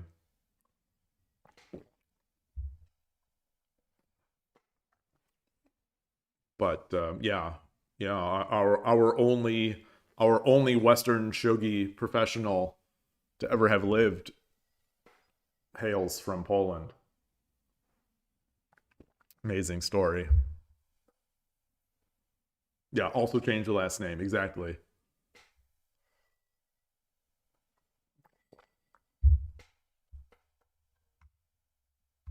Yeah, I'm married to one of the strongest players in Europe as well.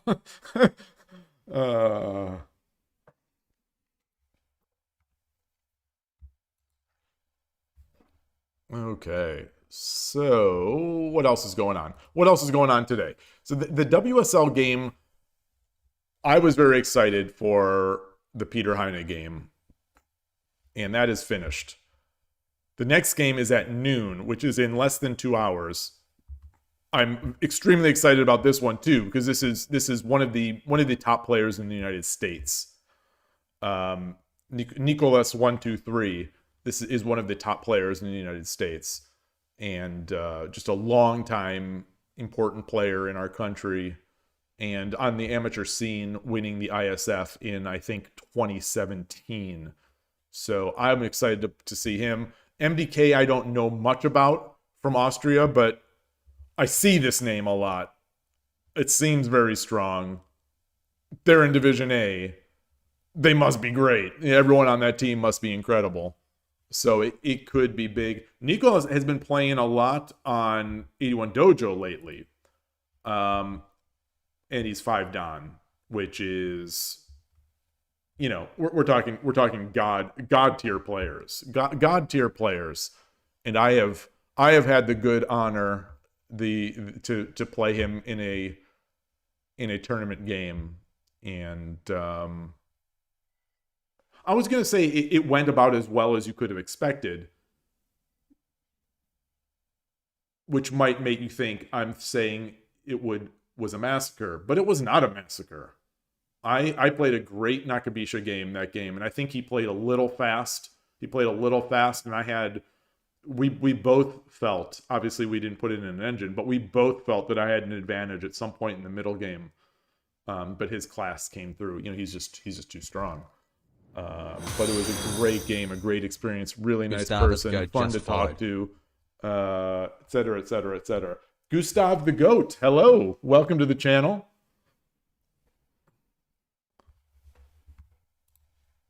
I like your username. All right, yeah, Nicholas is on a 4-win streak. It should be good. Yeah, I want to stream that game. I would like to talk about it and watch it, but that's coming up in an hour and 40. I don't know if I could last this long. Yeah, 15Q, 10-second player. Yeah, the 10-second rating system is weird. You know, Hidechi added 10-second ratings, but then he did not seed the ratings, and it takes a very long time to climb. So it's like, you know, you could beat a 5-Dan player and get like no points. So I might actually, despite the fact that I've played so I'm 657. I am also 15Q. I am also 15Q in 10-second. I've played a bunch, but I'm still only 15Q. What was We're on. Let's see how Magnus did. Let's see how Magnus did. Okay, it's the game is still going. Magnus Carlsen's game is still going. You know, Peter Heine is his coach, so we were paying attention to Magnus Carlsen's game. It's looking like it may. I don't know if it's looking like it might be headed for a draw, but it's dead even according to the engine, and they still have an hour to go on their clocks. All the games look like they are very even. Let me get out of this. And where was I? 27 chess. So 27 chess hasn't been updated. 2700 chess. Yeah. So 657. I am 657. What was Nicholas's rating? 658. He's barely rated higher than me in 10 seconds. He's 658.0. I'm 657.2. So he and I are basically at the same level. That's what this tells me. That's what this tells me. Is that he and I are basically at the same level of 10-second players. You know, sure in slower games, he's much higher rated, but in these 10-second games, we're pretty much dead even. We're both. It's unfortunate. I love 10-second games. It's unfortunate that Hidechi didn't just seed the ratings. Just seed the 10-second ratings. But it doesn't matter. And there's a follow. Bodhi, thank you for that follow. And Gustav followed as well. So we've got a bunch of followers today. Are you all chess players, or I'm curious? Does having Magnus Carlsen in my title, is that what's bringing people in? You all play chess. Oh wow. I need to work that algorithm on YouTube. You know, my channel is just is in the pits of despair. You played Shogi a few years ago. Oh, you came because of Shikamaru. Shikamaru. Yeah, you are not the only one to come because of Shikamaru.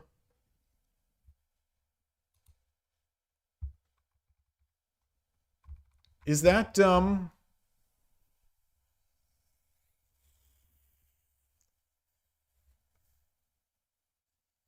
is that how Carolina came to Shogi? Was it from that manga? Yeah, like I said yesterday, put Magnus or Sota on the thumbnail. Yeah, I think today's stream probably needs Magnus on the thumbnail.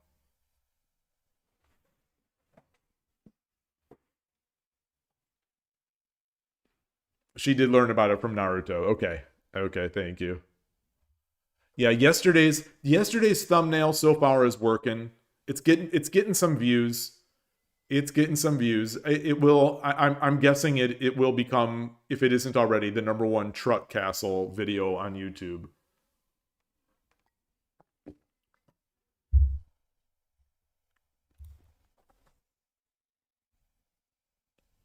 We'll see. You're the only person you know who learned from brave fencer Musashi. I've never heard anyone mention that. So, as far as I'm concerned, you are. I have never heard anyone ever mention that. I think my way is somewhat rare.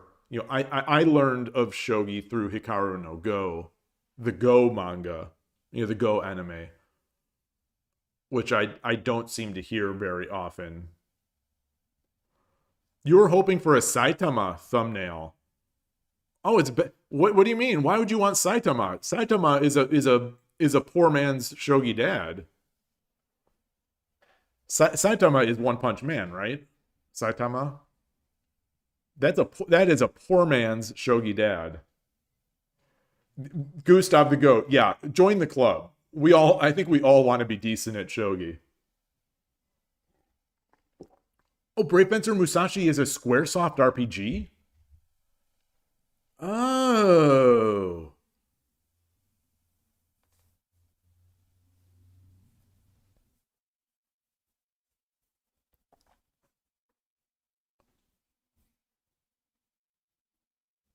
Shogi explained. If you learned to play 27 years ago, that means you must have been about 4. That means you must have been about 3 or 4 when you learned.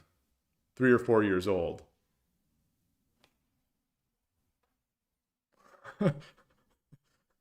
Oh man.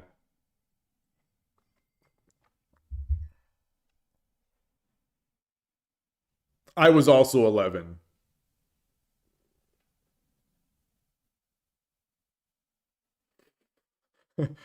Wait, what club? The club of wanting to be decent at shogi. The club of players who want to be decent at shogi. It depends what you consider decent, you know. In the end, it's what you consider to be decent. It's all mind. Oh boy. So where are we? We are back here. We're back here. Um, Come on. What am I looking for? What am I looking for? Anything going on here? Tourney to Showdown. Oh, the game ended. Oh, I like tournament games. I would have watched that one. I would have watched that one. It ended, unfortunately. We don't have anything else to watch here. I want to watch something before the next game. I don't know if I want to play. My eyeball is bothering me. Feeling pressure in my eye. I don't know if I'm coming down with something.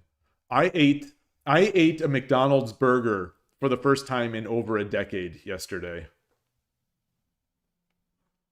I ate a McDonald's hamburger, and because I rewatched the movie The Founder, I had a McDonald's hamburger for the first time in over 10 years, and I had some of my son's French fries. And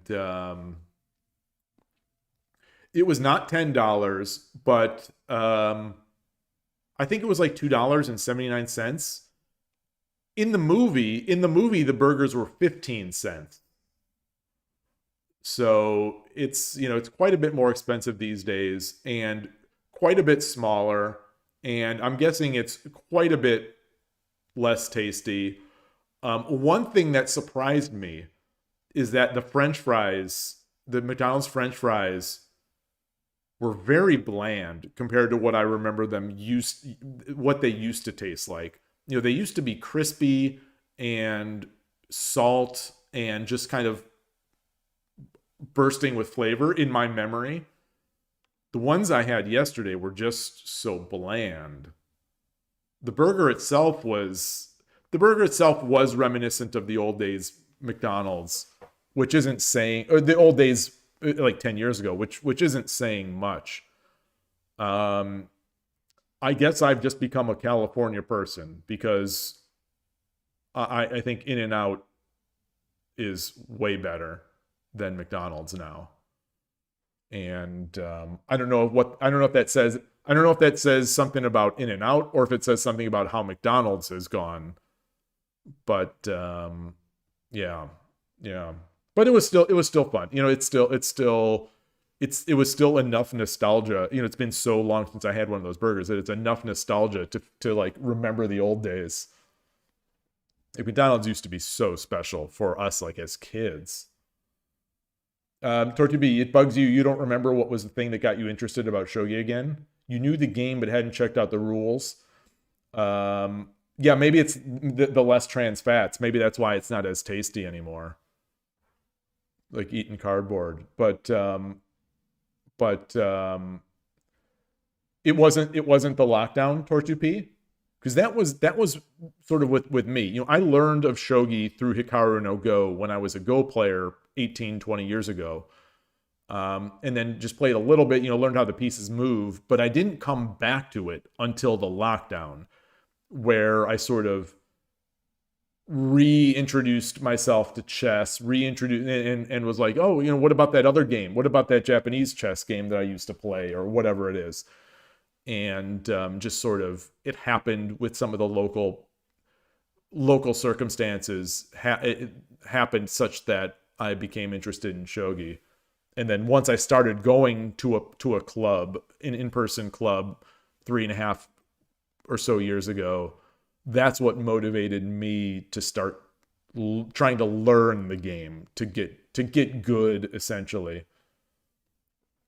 ShogiExplained, you say that In-N-Out is like a better McDonald's, but it doesn't beat eating a bag of dicks over here. I have never heard of that. Seattle. The only place I think of in Seattle is Espresso Vivace, the David Schomer coffee shop. I think they used to have at least 2 of them. Yeah, I learned 20 years ago at 11 years. Yeah, 31 with adult kids. Yeah, I'm young. I started young.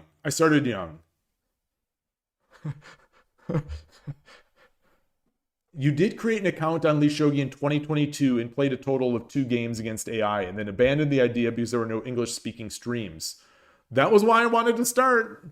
Then for some reason you don't remember, you checked again in 2025 and found my stream and started playing. Oh, awesome. Well, I'm glad I could contribute in some way. That was that was when I started streaming. That was one of the things, that I just wanted to put some more something out there, just so people see someone playing the game. That was it. So Nafora, you say that's a big reason you kind of stopped. You couldn't go to the club for a while, and then it went silent for like a year. It seems to be getting a bit of activity these past few weeks, though. Yeah, I've speculated about this lately, that if something happened to the East Bay Shogi Club, I wonder if I would stop playing a lot. I'm not sure.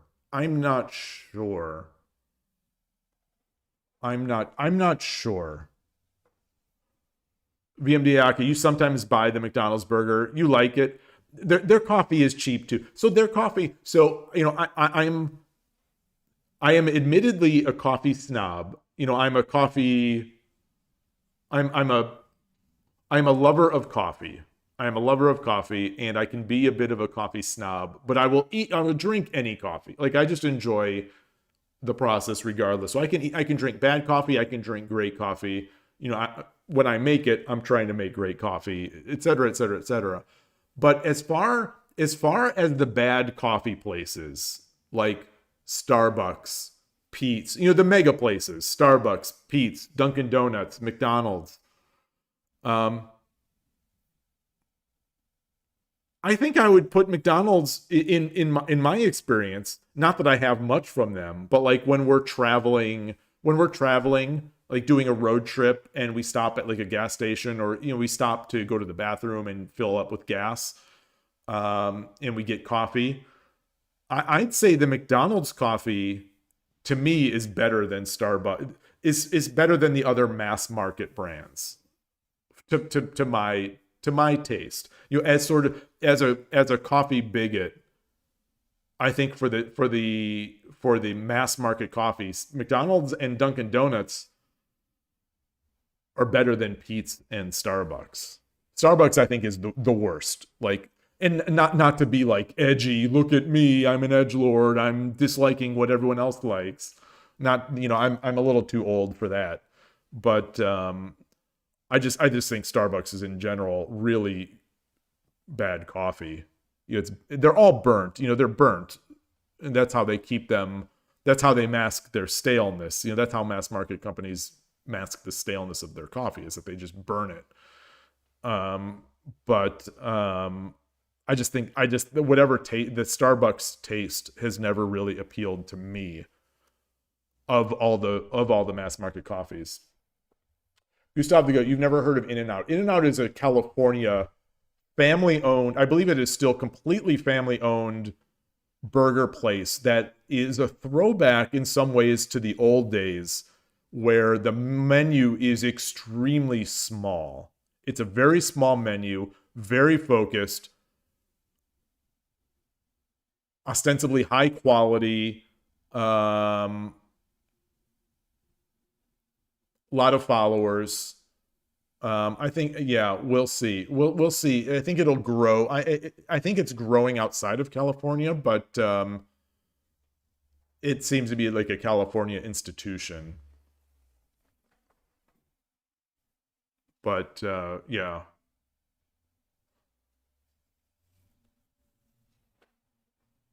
Do you know, Flora, have you gone to the European Shogi Championship or any of those European events?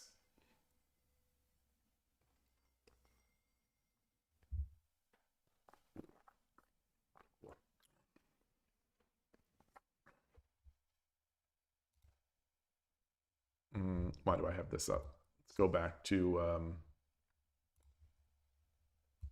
oops, I missed the WSL.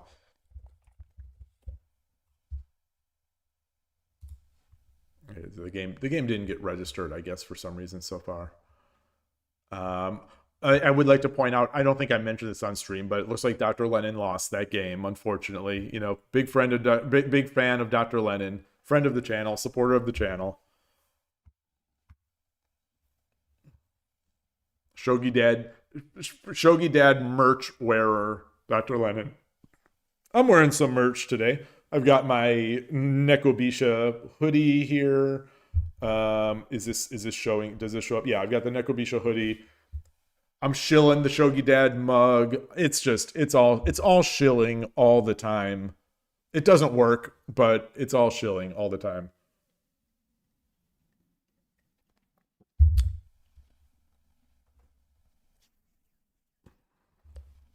All right. How's Magnus's game going? Still going. Still going. It's yeah, still going. Looks like Pragnananda has a slight advantage. Slight even advantage. Okay, so we're back at Least Shogi. Oh, I wanted to see, you mentioned you started in 2022. I wanted to see when I started. Okay, so I've been a member of Least Shogi. This is probably around when it went live. I don't know. November 17th, 2020. November 17th, 2020. So who is the oldest? Who in chat has the oldest Least Shogi account? Can anyone beat me here with this November 17th, 2020?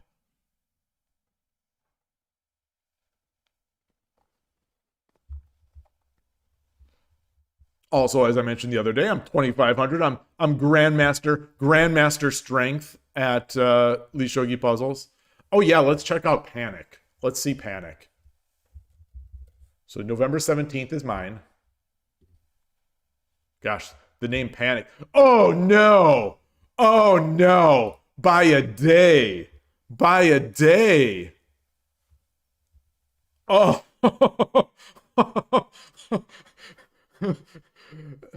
Time Zombie, ShogiExplained is always one step ahead of me. Always at least one step ahead of me. I'm shook. As the kids used to say, I'm shook. Oh, man. Let me have this. Let me have this, Least Shogi.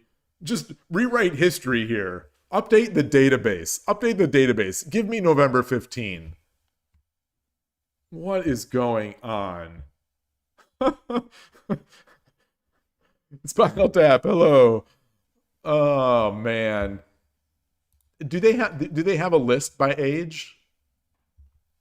I can't believe this. I'm so mad. I'm furious, right? I am furious right now. Wait, what is yours? What is yours, Benjamin Schuett? Are you in here? Are you Benjamin in this?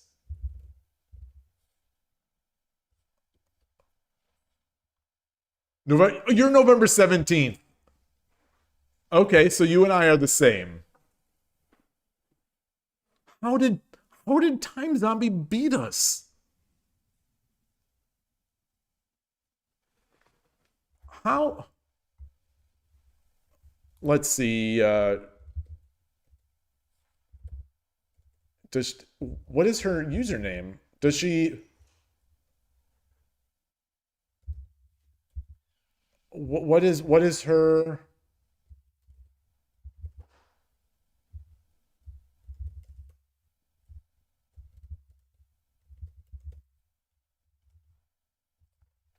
Do you know her username? Lolly B, you're also November 17th.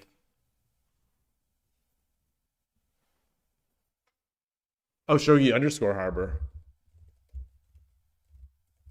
There it is. There it is. November 18th. November 18th.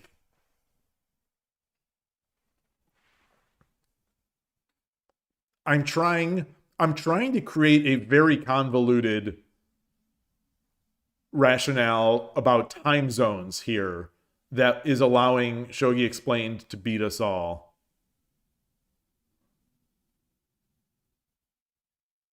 How? Going with the Switzerland flag.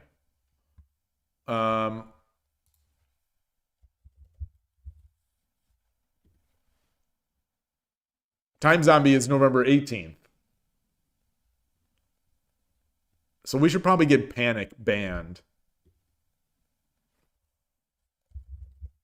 Let's see. Let's see. Okay, the developer is September 29.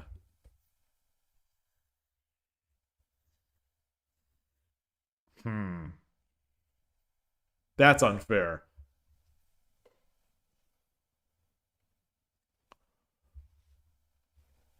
Yeah, nobody is going to beat Wander, but so now we know the floor. This is not fair. This is not fair. What about, what's that bot? Yobot? Something like that? Yobot V2? January. Okay, that's January. All right. January 2021.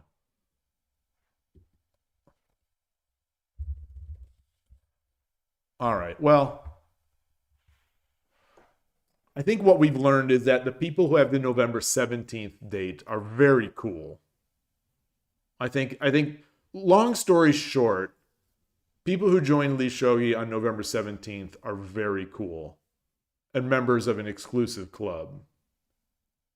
They're probably the best people in the world. Some of the best people in the world signed up for Lee Shogi on November 17th.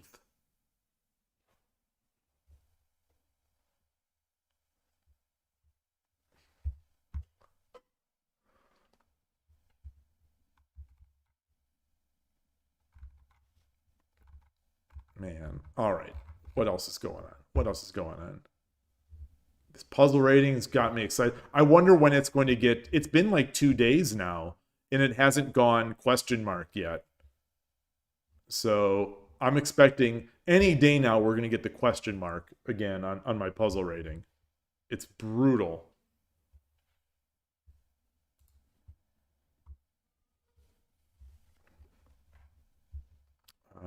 Okay, what else is going on? What else is going on? What else? I'm gonna look at 81 Dojo.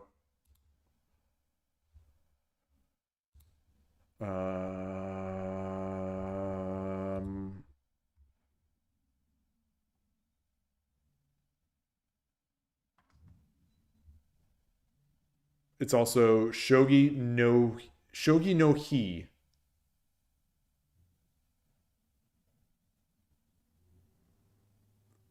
Shogi no Hi. What do you mean?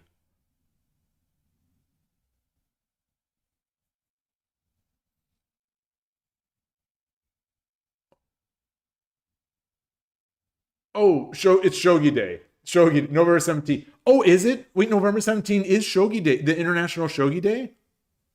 Oh.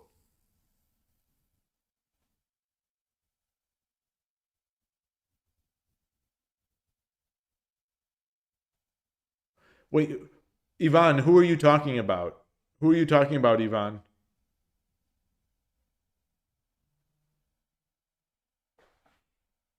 Who doesn't care about Yloigh? Oh, Benjamin Shuett is playing this inferior time control, or trying to play this inferior time control. Yeah, the people joining on 17 are the coolest. I guess that's the moral of the story. That's the moral of the story. People joining on the 17th are the coolest. Wait, let me just make sure. Yeah, okay, so I was the 17th.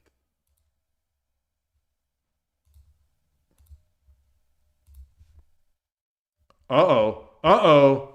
Uh-oh.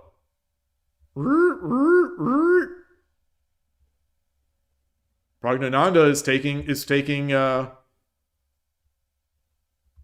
a lead here, engine-wise.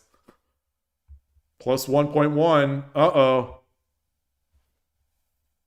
This would set Magnus's ratings in in a veritable free fall if he were to lose this game. Oof.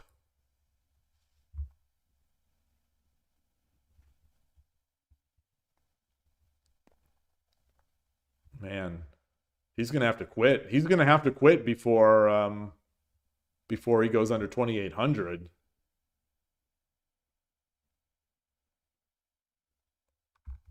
Do we have anything else? All right. Well, I'll play a game. I'll try to play a game. I'm gonna try to play something.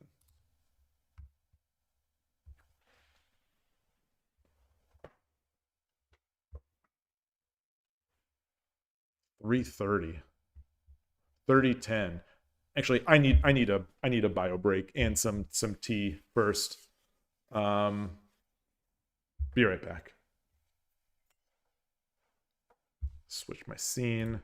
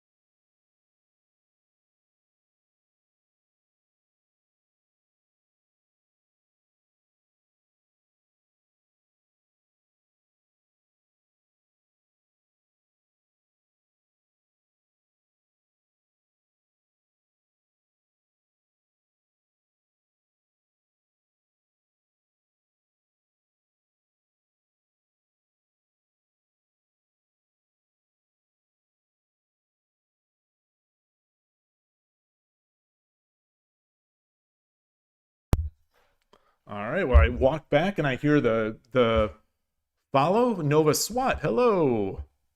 Haven't seen you in a while. I'm trying to find my scene here to change my scene. There we go. So was thinking maybe I'd play. Should I play 10-second on 81 Dojo? I'll try. I don't think I'm gonna get a game here, but I'll try.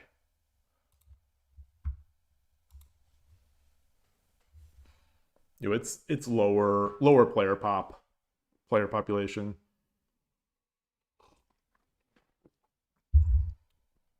So hang out here. Oh, you just played your first TTS game. Oh, so you're one of these two? I was going to watch this. I was hoping to watch, but then I saw it had ended already. Once I saw the tournament rule. All right. Yoroshiku onegaishimasu. Whose turn is it? It's his turn. Okay.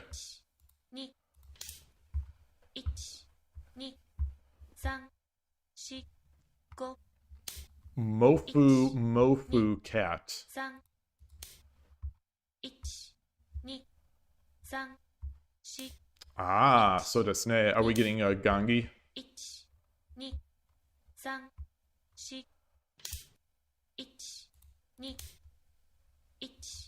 2 Yeah, I think so. Or we're getting opposing rook. So that's why I'm not. That's why I'm not. Okay. Yeah. All right. 2 3 4 5 6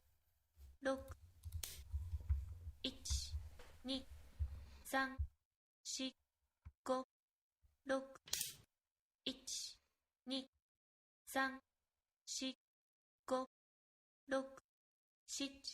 5 6 7 8 1 1 2 1 2 3 4 Gonna look to make the structure with my silver pawn, knight, 3 4 bishop. 5 6 7 1 He's Onaguma. I feel Onaguma coming from my opponent. 1 2 3 4 1 2 3 4 5 6 And there it is. You can always tell the way they move, the psychological play here. 4 1 2 3 4 5 6 1 2 3 1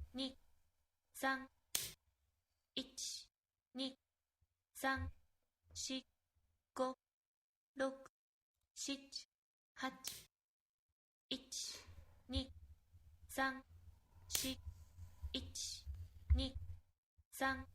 3 4 1 2 3 4 5 6 7 8 1 2 3 4 5 Yeah. 1 2 3 Let's get the gold up. Let's get the gold up. 1 2 3 4 1 2 1 2 3 4 5 1 Attack the bishop's head. Prepare for my knight jump. Look to get this out. 5 6 1 2 3 4 5 6 7 8 1 2 3 4 1 2 3 4 5 6 1 Prophylactic. 2 Just don't want this bishop coming over there. 3 1 2 3 4 5 6 7 8 1 2 3 4 5 6 1 2 3 4 5 6 So we've got our nice attacking structure. I think it's usually nicer against Mino. 3 4 5 6 7 8 1 2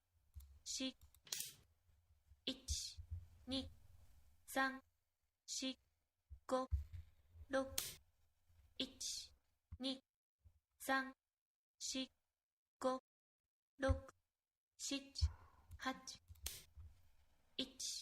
7 8 1 2 1 2 3 4 5 6 7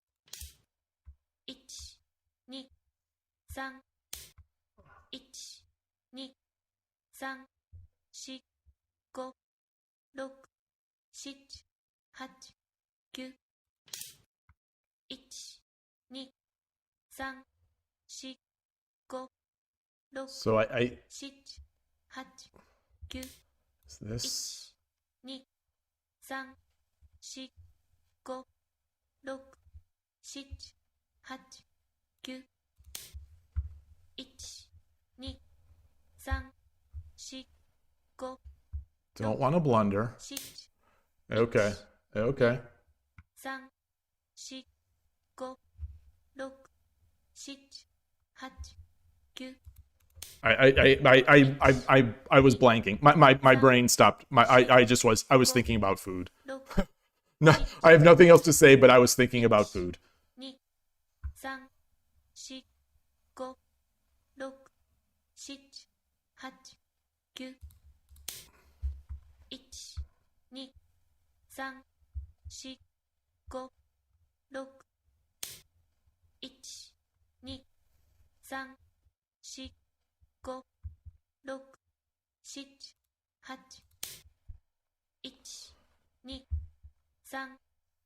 1 2 3 4 5 6 7 8 1 2 3 4 5 6 7 8 1 2 3 4 5 6 7 8 9 Wow. 1 2 3 4 5 6 7 8 9 1 2 3 4 5 1 2 3 4 5 6 7 8 9 1 2 3 4 5 6 So I'm up a pawn. 7 Wow. 2 3 4 5 6 7 8 9 1 2 I don't think that works. 4 5 6 7 8 9 1 2 3 4 5 6 7 8 9 1 2 3 Not sure about that either. 5 6 1 2 3 4 5 6 7 8 1 2 3 4 5 6 That's bad. That's bad. Takes. 2 3 4 5 6 7 8 9 1 Ah, darn. This was a fun one. This was a really fun one. 5 1 2 3 4 5 6 7 8 9 1 1 2 3 4 5 6 7 8 9 1 2 3 4 5 Oh, I should have promoted. Ah. 3 4 5 6 7 8 9 1 2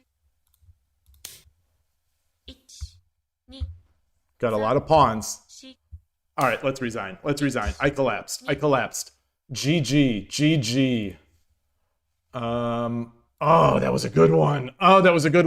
So that lasted longer before collapsing. So, I have this problem these days. That's what I've been discussing this on stream of just collapsing at some point. It just, no matter what, I will collapse. At some point, my brain will stop and then I will collapse. There's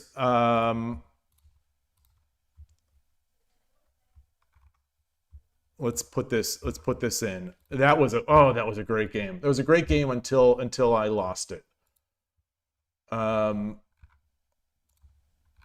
Let's see. Mofu means fluffy. Oh, nice.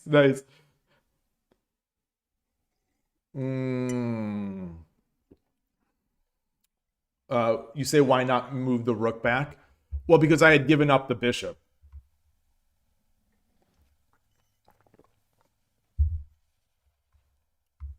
But that was, so let's see here.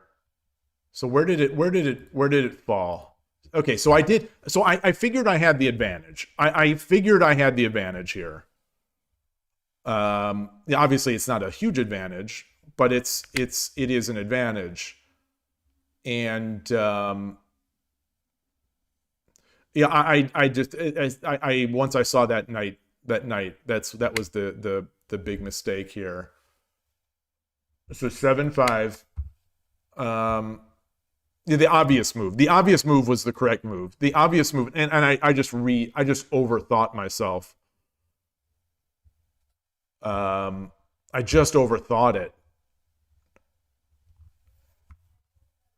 Yeah, so this, like, if he takes, it's oh, so this is not as good anyway. Interesting. So this is what I would have done, which was still even. My advantage would have been gone, but oops. What am I trying to do? I come up here. He takes. Fair enough. Yeah. I think in a faster game, I'll see that, or a slower game, I'll see that. Yeah. And we're just, yeah, his silver is a little buried out there. This is here. Just feels like not like massive advantage. Just a nice position. Before this situation, there was a strong Hashizemi. Where would you say that? Was there? Oh, so yes, it looks like. Are we maybe here? Oh, engine wants this. Interestingly, or just making castles. Okay, so the engine really likes my position here.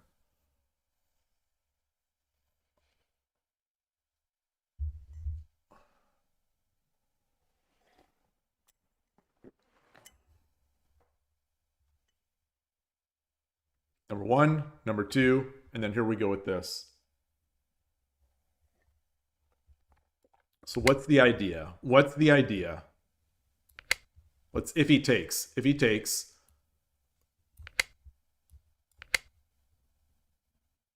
Oh, our bishop. Our bishop. Oh,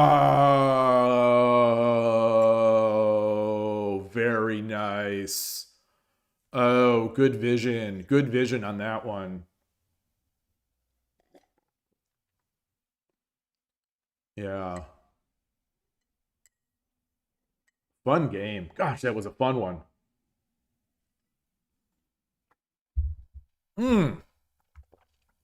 Those are the 10-second games that keep me coming back. They keep me coming back through the pain. The side spectators always have the best view. That is true. That is true. I know that when I am spectating my own games, like when I'm rewatching a stream, I am seeing so many moves that I didn't even consider, like didn't consider on the stream, didn't look at on the end. It's just like, it's crazy. There were a couple moments here, and I don't, not to turn this into a podcast, but like, I don't know if it's age, I don't know if it's something else. The reason I mention age is because I have no other explanation, and because Hikaru Nakamura has said something similar. He's said that, paraphrasing, hopefully not doing it a disservice, that, you know, as you get older, and keep in mind he's only in his 30s, which is a child as far as I'm concerned, but he said at some point, what did he say? I think he said, like, at some point you're just going to explode, or, you know, at some point long enough as you get older, you're just going to explode. And I find that to be the case, that at some point in a game, especially 10-second games, my mind will just stop. My mind will stop, and it will not process anymore for a little bit. Like, there was that one move in there where I said I started thinking about food. like why did my brain just start thinking about food, and then trying to get back on track was pretty difficult. You know, in the middle of a fascinating game of shogi, for the brain, I'm not even hungry. I don't get hungry. You know, my brain starts thinking about food. How old? Well, I'm older than 30. Let's just say that.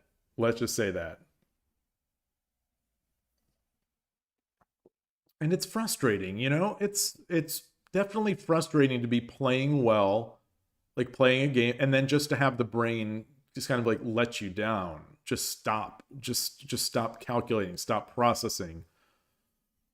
Yeah.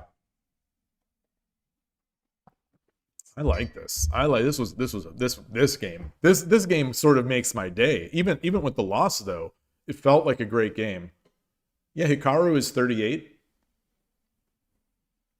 And he talks like he's old. Maybe he is, but somehow Habu is still a top shogi player at age 55, which is kind of, it doesn't compute. It really doesn't compute for me.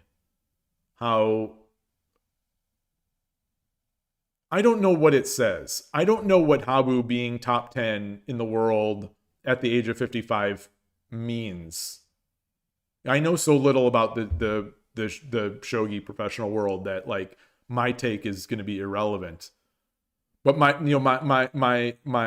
brain here is thinking like, my brain here is thinking that, oh my gosh, the new guys must not be that good, which is almost certainly incorrect. But it seems like an impossibility. It really seems like we were talking about this the other day on stream. It seems like an impossibility that someone in the chess world could compete at the top level at age 55. Like at the very top level, like top 10, top 5 level. That seems these days to be somewhat unrealistic. Yet it's happening in shogi. And maybe he is just a one-off exception to the rule. Maybe he's just such a supreme talent and supreme shogi mind that he's not as affected by the ravages of old age. Because 55 is old. 55, you know, for people who are in their 20s,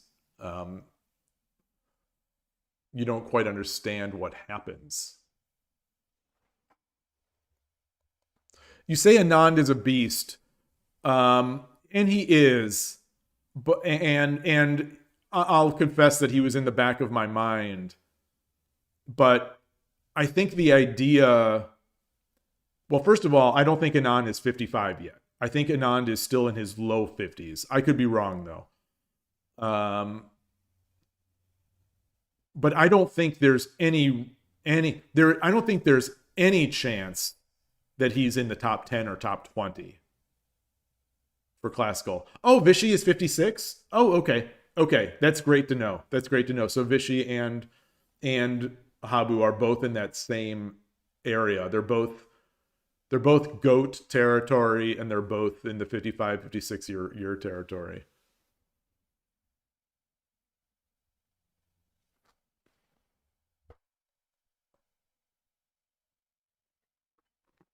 But the grueling nature of these games, I think, adds some of it. I suppose you could argue that the shogi world is easier to play when you're older because tournaments are so... They're not tournaments. You know, they're kind of... It's not like Norway chess is this couple weeks or 10 days or whatever it is of just day after day. Vaikonze is, 2 weeks of just pretty much day after day. Shogi doesn't necessarily have, like, the title matches are, and the challenging, I think, is spread out. But then again, they do play a lot. So maybe I don't know. Maybe Habu plays as much as a pro. I don't know. I don't know. I'm trying to come up with reasons how Habu can be so good at age 55, which still just seems sort of impossible.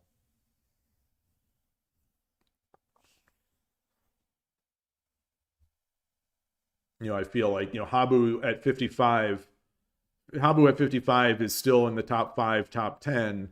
And meanwhile, I'm not, I'll say I'm not even close, but I am definitely younger than Habu.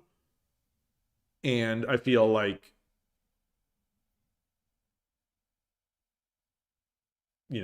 programming wise, thinking wise, like I will absolutely admit to having lost a step in some ways. In some ways better, but in many ways, and in certainly in terms of being able to maintain a focus for a long time, that is for me anyway, and I hear other people as they age say the same thing. That is a real difficult thing. It's not necessarily the sprint of thinking hard for a short amount of time. It's thinking for an extended period of time that becomes tough. But maybe he just still has the motivation. Maybe it's a factor of motivation as well. Maybe he's supremely gifted with this unflinching motivation that has never gone away. I don't know. But I tell you, Habu in this position would have won the game. Habu in my position would have won the game.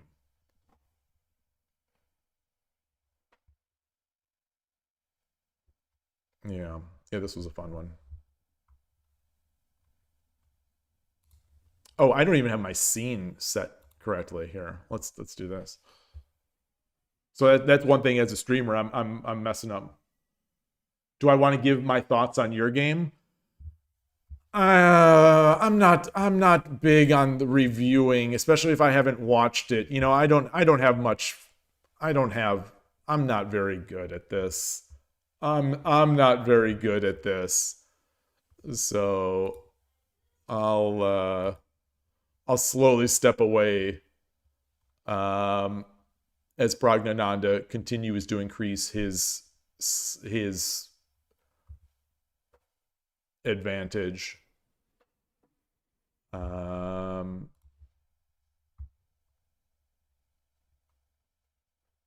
Oh, let me evaluate my opponent's behavior. Good. I'll say it's good.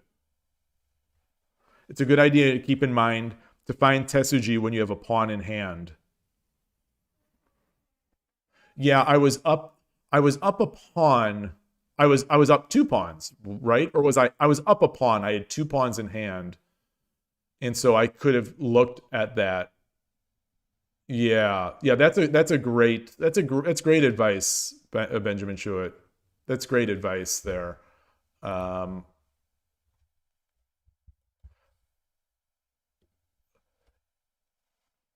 Especially in a 10-second game, though, sometimes it's like you've got to find a move.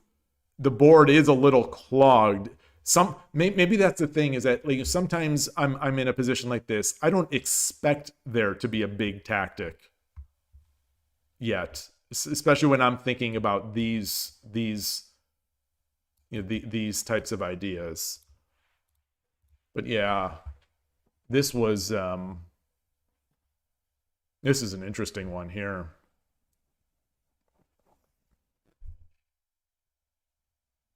I only had, in this position, I had 1 pawn. I was not up a pawn at this point yet. It was later that I had the pawn advantage. Gilmar, you say that, do I care at all about soccer or the World Cup? No. I'm American. I'm unapologetically American.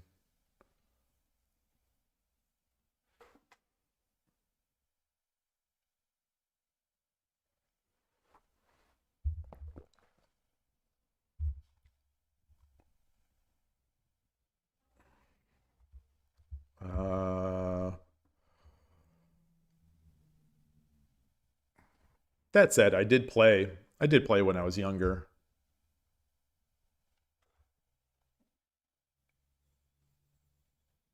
Yeah. But baseball, tennis, those are my two main sports. Also, ran cross country in high school and track. But baseball and tennis were my life. Do I sell the merch world? Yeah. Shop.shogidad.com. Let me see if we've got this.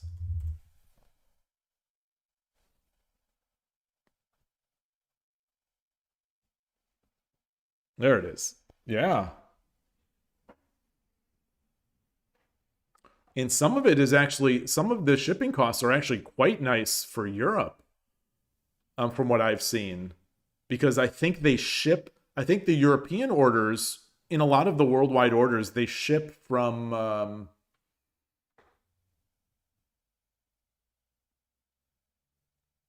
I'm blanking on where they're shipped from.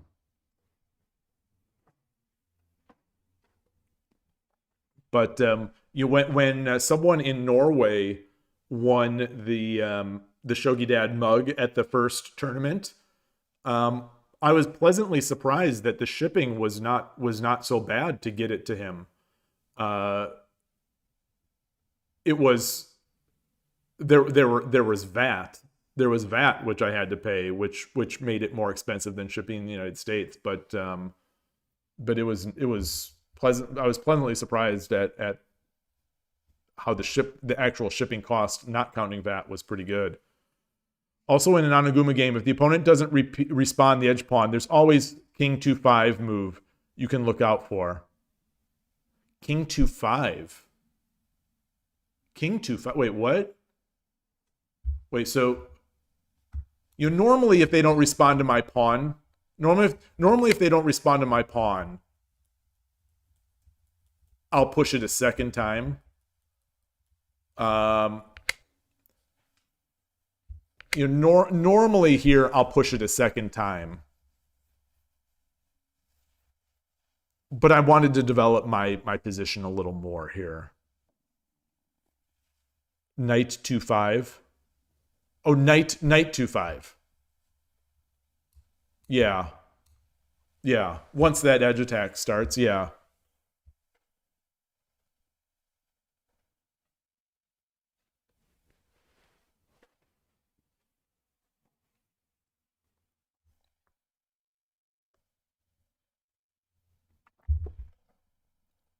Are you a tennis player, Gustav? So yeah, my favorite tennis players of the era: Boris Becker, Goran Ivanisevic, Monica Seles. I liked later Agassi. Who else were some of my heroes? Mats Wilander.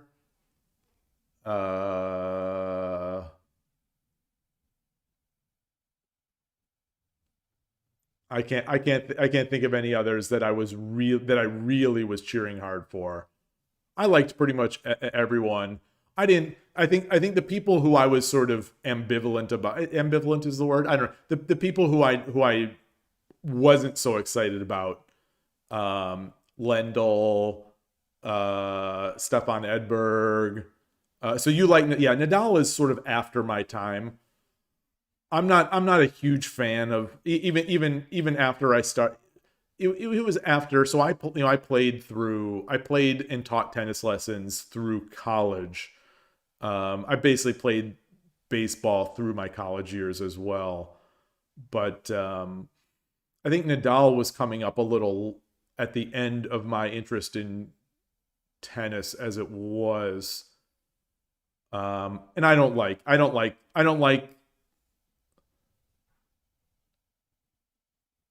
I didn't like him. It's just too.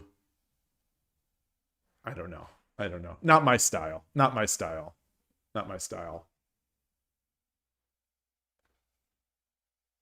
Federer is great. One hand backhand. I like Sampras, Pete Sampras. But yeah, Goran eventually was one of my favorites.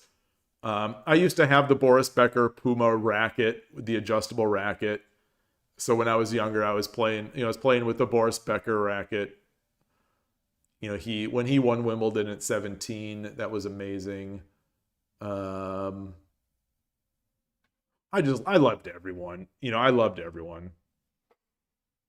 It's over. Hey, Super Goviak. Goviak, right? Goviak, not Gowiak. Goviak?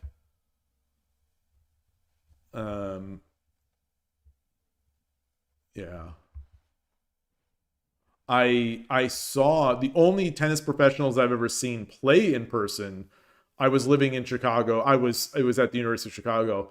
I went to see Monica Seles in the finals of a local event, an indoor event in Chicago. Monica Seles versus Martina Navratilova, and I was a huge Seles fan. And oh my gosh, that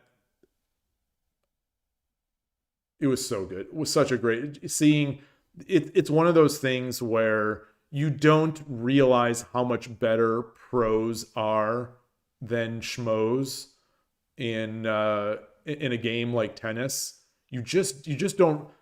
As a tennis player, I think a lot of times if you haven't seen a pro playing in person, you just don't know how much better they are. Even when they're just practicing, even when they are just hitting back and forth to each other, they are crushing the ball, and they are doing it so they're doing it more consistently than I could be trying my best just to play consistently. It's so good. And so I can't even imagine, so I saw Navratilova and Seles play.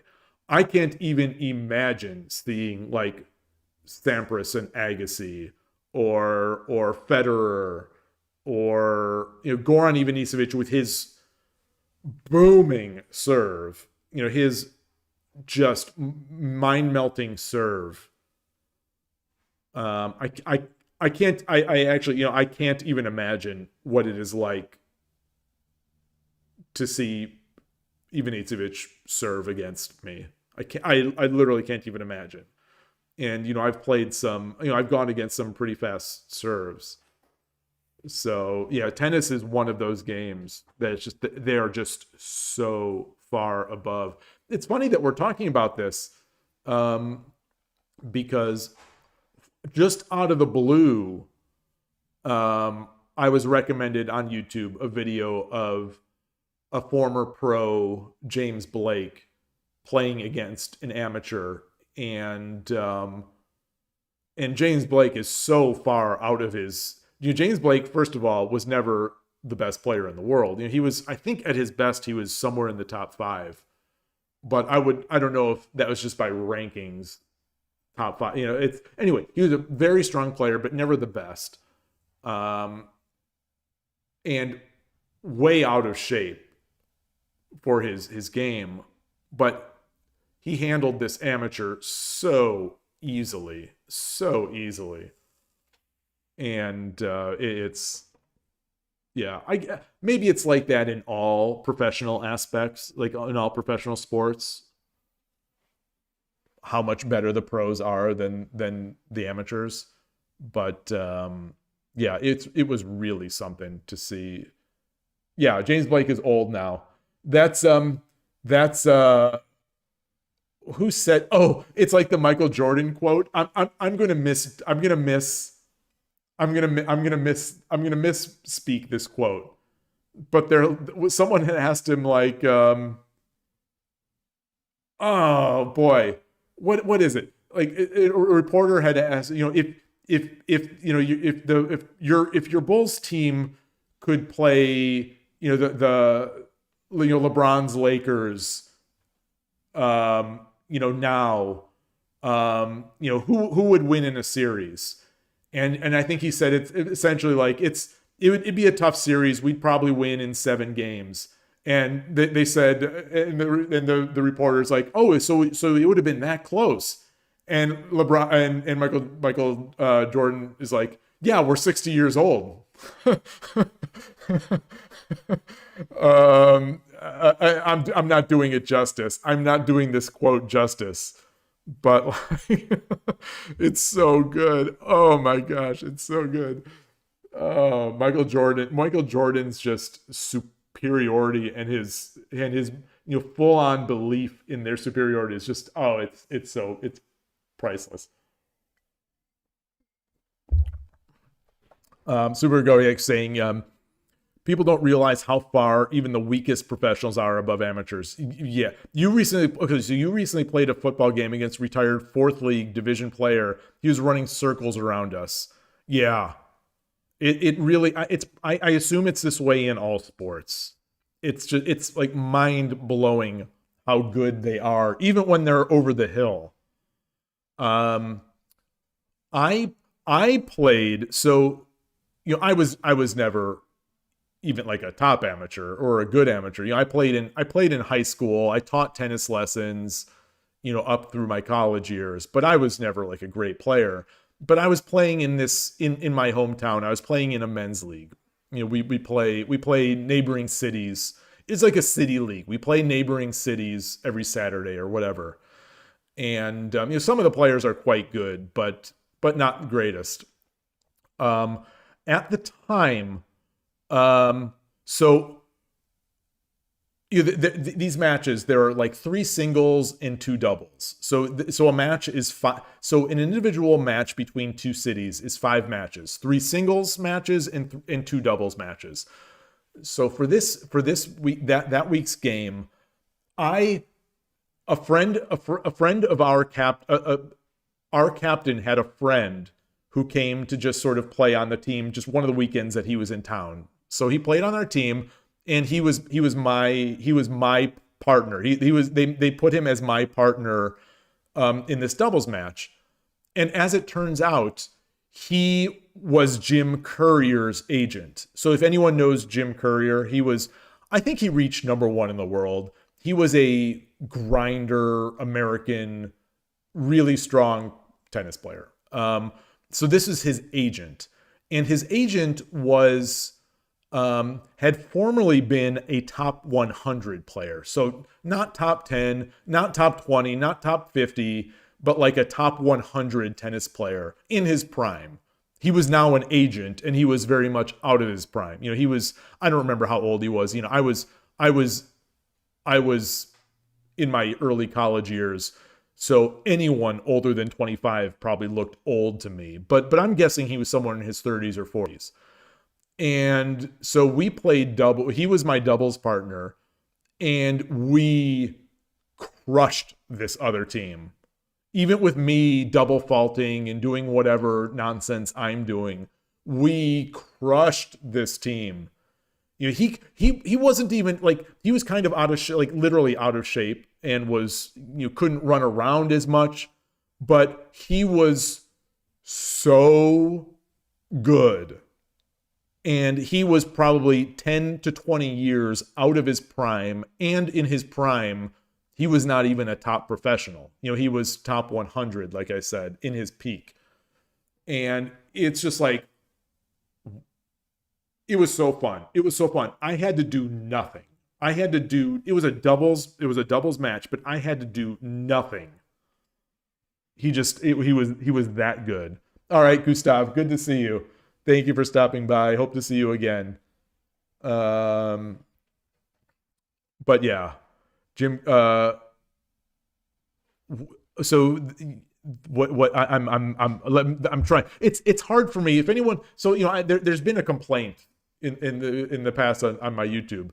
I'm trying my best. It is not as easy for me to detect new messages on YouTube. It's not as easy for me to filter out. So I'm using a small font so I can read everything. And YouTube doesn't do a great job of making it clear that someone has said something new. It's hard to sometimes tell between the comments. But anyway, Taylor, you say you remember James Blake. Through his era, you probably say he was always at least second best to Andy Roddick in terms of Americans. Because Andy Roddick, I would never say Andy Roddick was the best player in the world, right?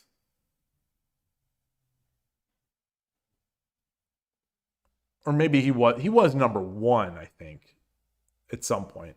I don't know. Super Go, you said you're quite sure 3 of him could beat 11 of us easily. The gap is gargantuan. Yeah, and it's only because professionals play each other against other professionals we don't realize it. Yeah. I think that would be fun. Although maybe they've tried that and maybe it didn't turn out. But like seeing professionals playing amateurs, you get a sense of just like the gap. It's sometimes hard to tell the gap between professionals when everyone is so good. And that's why it's unfortunate sometimes to hear people like, oh, this guy sucks. That guy, oh, this guy sucks. He's bad at baseball. This guy, and it's like, everything's relative, and everyone doesn't actually mean that they actually are terrible, but like, this guy that you're saying sucks has been the best player probably in the history of his city, in the history of his high school. It's like these people that you're saying suck in the pros are monumental talents and so good at what they do. It's amazing. Supergo, you said again that how was the quote, weakest NBA player is closer to prime Jordan than you are to him. Yeah. The weakest pro that sucks, is way closer to Michael Jordan than we are to this other player. And it's amazing. So you say, Taylor, a long time back, you believe Jim Courier was at his peak in the 80s. Yeah, this 80s seems probably about it. 80s, maybe early 90s. It's all a blur to me. In your amateur boxing gym, you had a former professional with a 3-10 record, knocked out 8 times in a row, no wins in 5 years. But a god next to you. Yeah, I believe it. I believe like fighting is probably, martial arts and fighting sports. It's probably even more obvious how much better they are than amateurs. Yeah, it's stunning. It is stunning.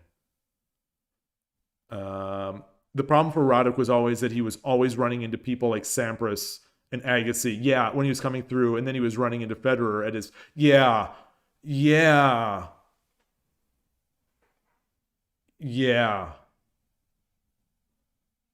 I think his problem was also the unibrow. But yeah, Sampras and Agassi were just, that turned into such a legendary matchup. Agassi, once Agassi gave up the wig, once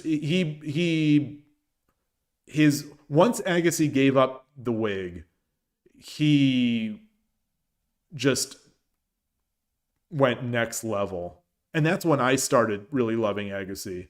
Not necessarily because of I was not a huge fan of Agassi when he was all flashy and everything. But as he got older, I became a huge Agassi fan. Huge McEnroe fan. I love McEnroe, but McEnroe was a little before my time.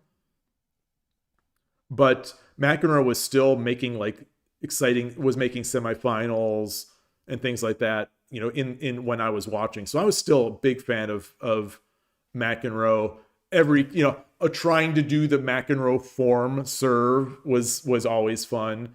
He had the legendary Dunlop Max 200G racket, which Steffi Graf also used. I was a big I'm a big fan of shogi equipment. I'm a big fan of whatever equipment in any game. But yeah, I was a big fan of tennis equipment, and so I knew all the rackets that the players had, and followed what they used, and so fun, so fun. Tennis was an awesome sport. It sounded like Courier also played with McEnroe. I mean, they certainly had some battles. How long will I stream? Well, this next game is starting in like 30 minutes. I didn't realize it was this late. The next WSL game is starting soon. So I think I am going to probably stick around and stream that game. I think. This is I would love to see Nicholas 123 play. Lally B, there's an article from Belarusian shogi players where he claims that top amateur international players compete with shogi professionals. Oh. So when they created that newsletter, I subscribed to their Patreon, and and read those first couple newsletters, and it became really slow, and at some point I decided I'm not going to keep supporting people that never even like show the slightest amount of support for me. So I stopped doing that. But anyway, that first newsletter was incredible. And my take is hot. My take is hot. My take is ignorant. But I loved that he had the guts to say that, because that is something that I have felt. I without trying my best, trying my very, very, very, very best to be as respectful as possible. As much as I'm saying that pros in sports are untouchable by amateurs, I think shogi pros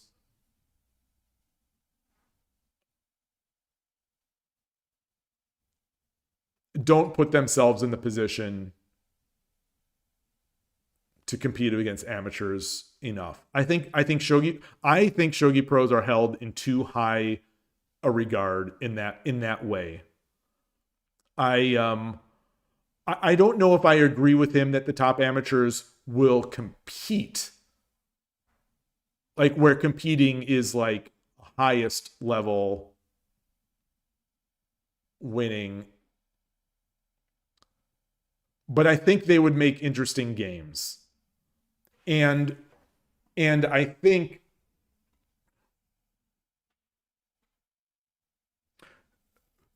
if you watch, I think if we sped up the time controls and had titled, like if we had titled Tuesdays in the shogi world, I think we would see upsets. I think we would see amateurs winning games. I don't know if it's non-Japanese amateurs winning games, but I think eventually we would have non-Japanese amateurs winning games. And I think everyone would get better. My feeling is that everyone would get, like, the rising tide would lift all boats. And I think that would happen. I think it's a really interesting discussion. I think I'm way too low rated a player to really have much insight.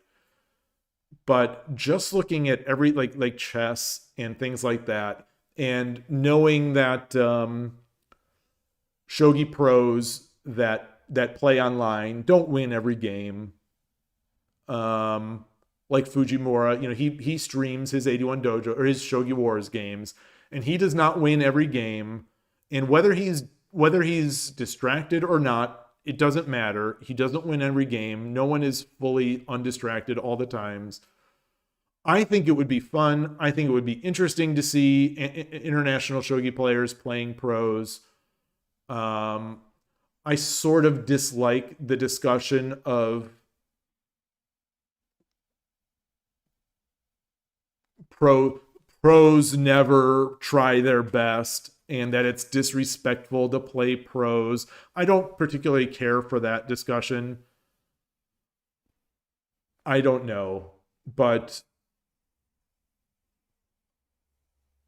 I do think the level would increase if we had more international shogi players competing with shogi pros. I think their level would increase. I think we'd get more people interested. I think we'd start seeing more players. There are people who are naturally great at these games, and I think that Belarusian player, he's just naturally great at games.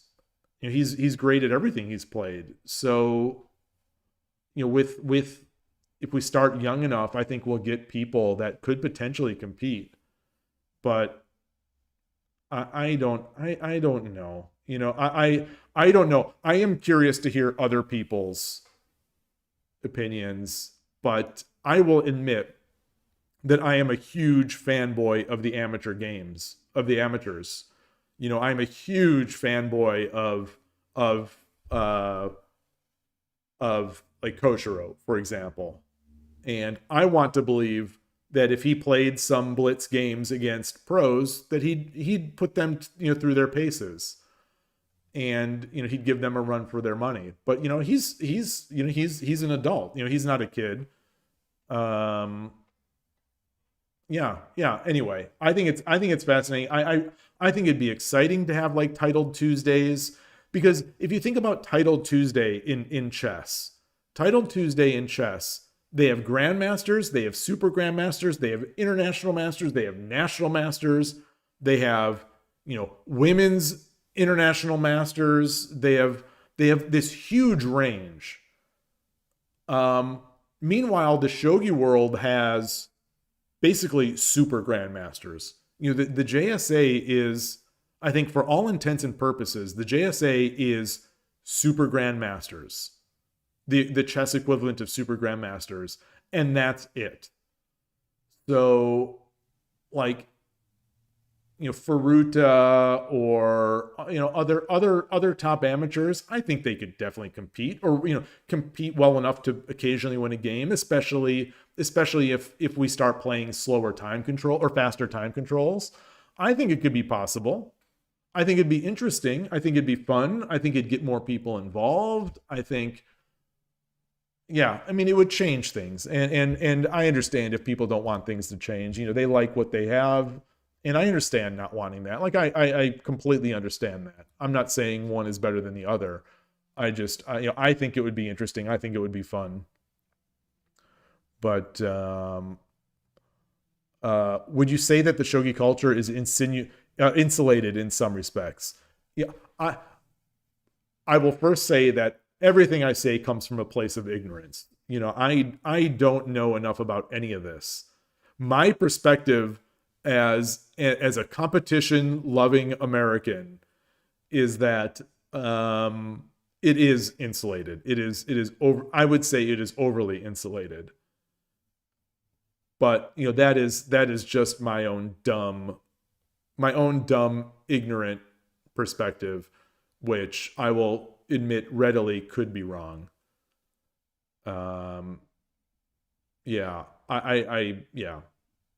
I would like to see more playing. It feels very insulated. It feels very much like a culture that protects itself. It sort of protects itself by not putting itself in a position to be proven wrong, or to be, it's like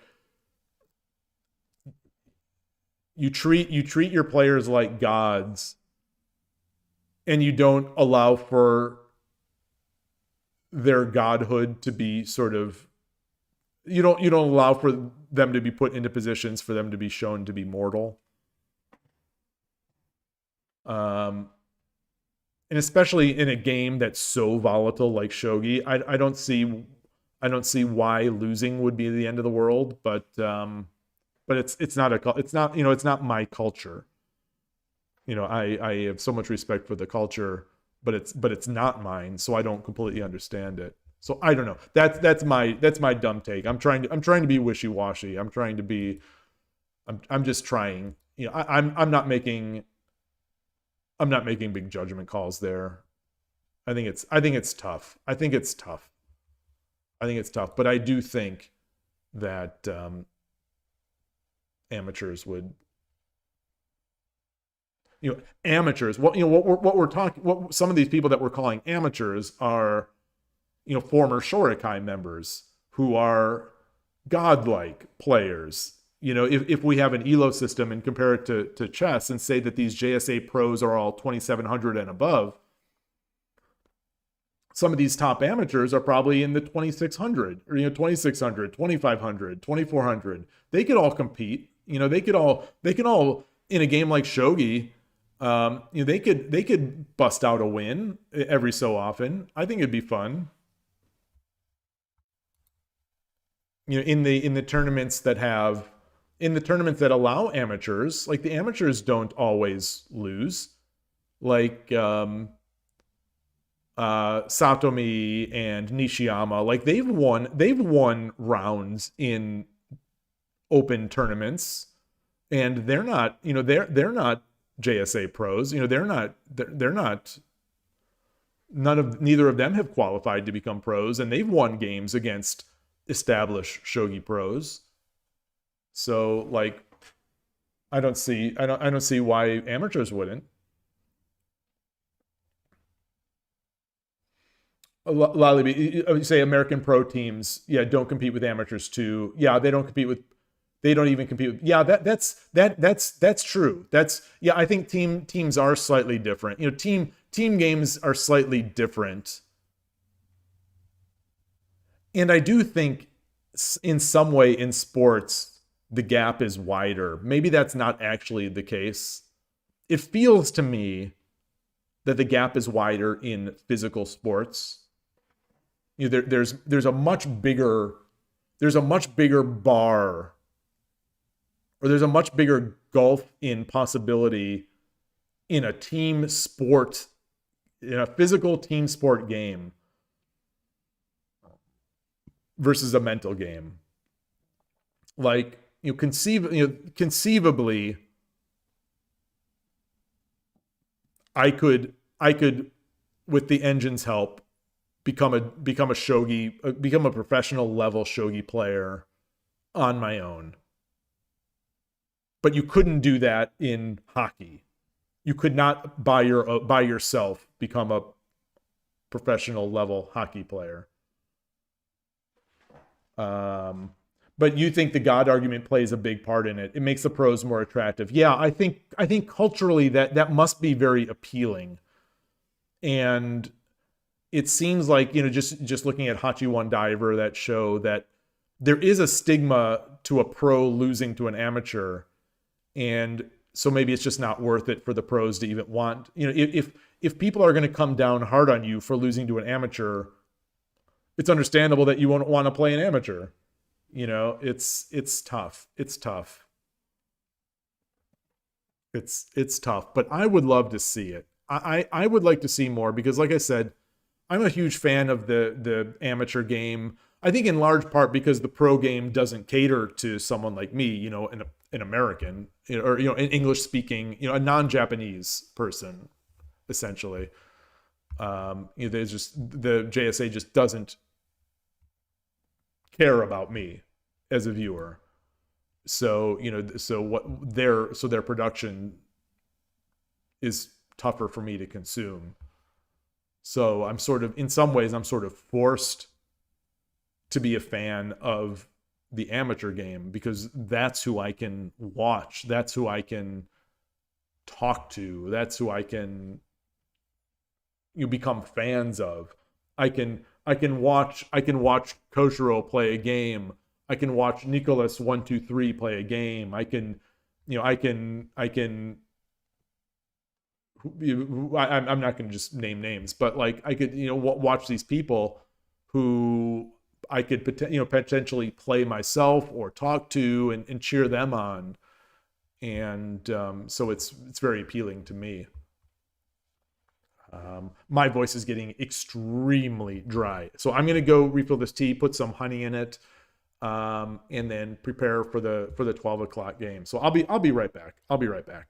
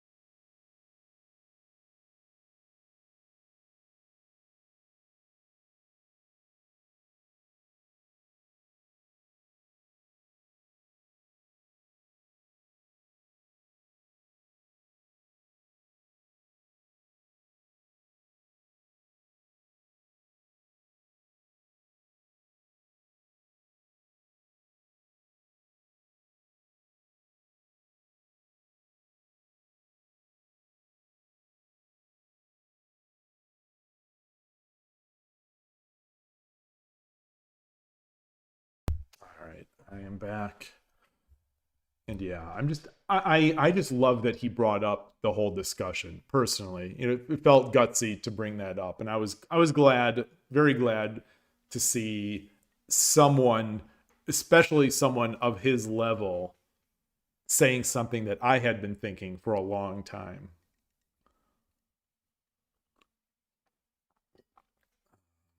Yeah. All right. What time is it? We still have 15 minutes. We still have 15 minutes. Let's check out, see how Laliby's doing.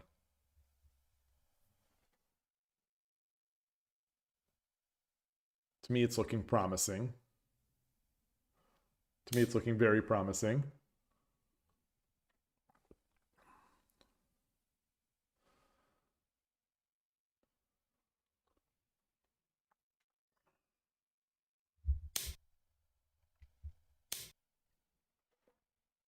A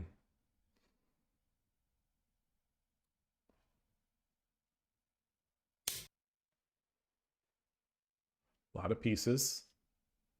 Got some decent king safety.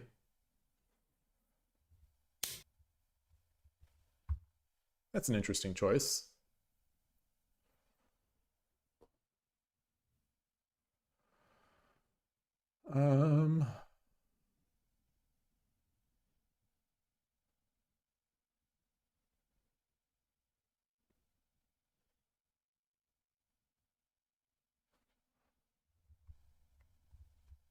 What about I'm just what about a gold drop here? What about a gold drop on 7-5?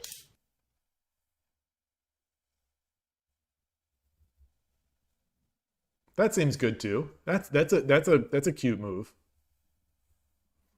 That's sneaky.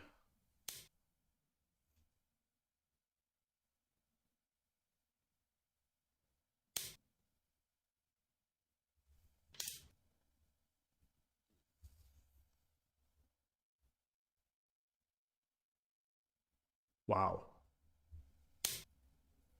That's a lot to give up.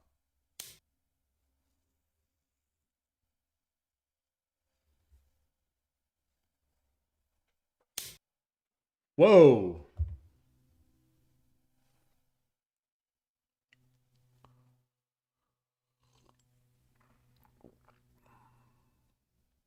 Yeah, that would have been mate coming forward. Okay. Yeah.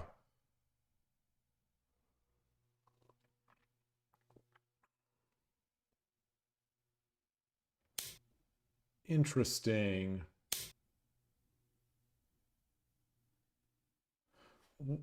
Would a silver drop have led to mate? I think a silver drop would have led to mate.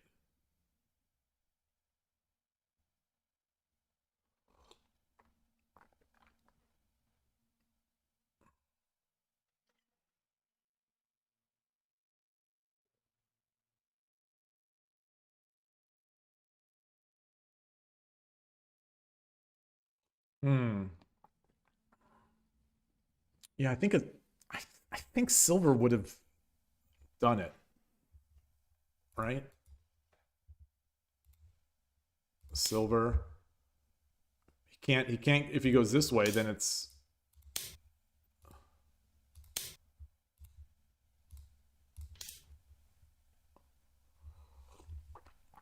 yeah, so I think that was mate.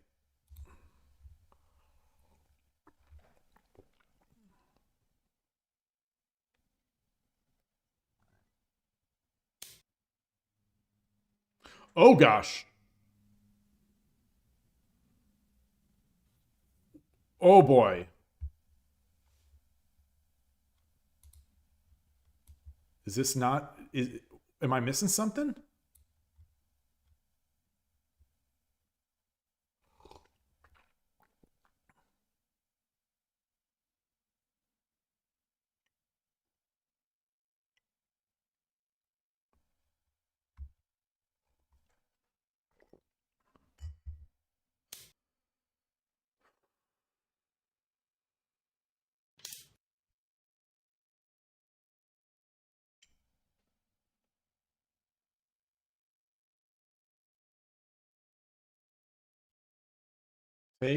Take. take, gold, gold. Okay. Okay, that does it. That does it. I think that does it. Very nice. Very nice. I think that does it.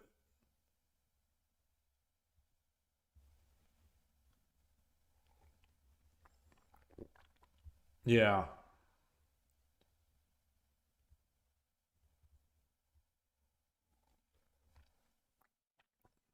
GG. GG. All right. All right.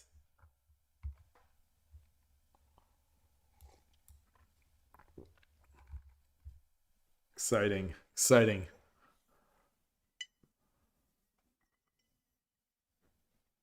It's gutsy.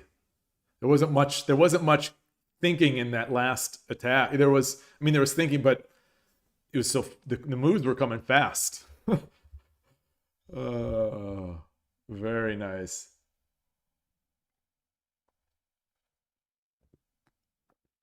I think it was mate the other way though too. It was Sume, I think.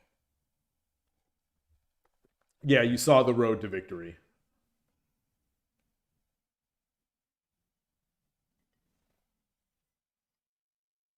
Which is all you need. Although sometimes I think I see the road, and I certainly see a road, but there's another like dirt path that spins off up the road that I didn't see, where the opponent can come back. All right, we have 8 minutes until the game. I don't see they're not requesting the game. Let me see if any of them are online. Nicholas is not. M_D_K is not. So neither of them are online. I'm gonna check. Just make sure I did the UTC calculation. So 5 May 27, which is today, 1900, which equals 1200 my time, which is noon. So that is 8 minutes from now.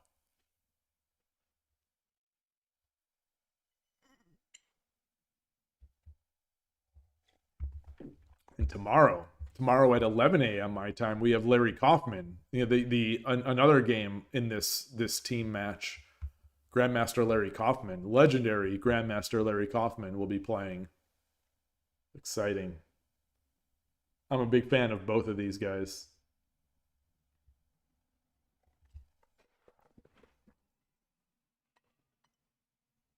I don't know much about the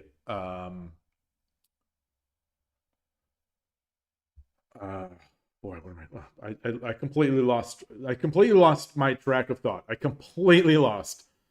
I'm talking about these guys. Oh, I was gonna say I don't know too much about the Austrian team. I know I've seen these player names. It's hard to miss top level players. I just don't know much about them, or like, for example, what they've done at the ESC, things like that. These guys are both, we know them in the US. Hey, Code Ducky, great to see you. Hope things are going well.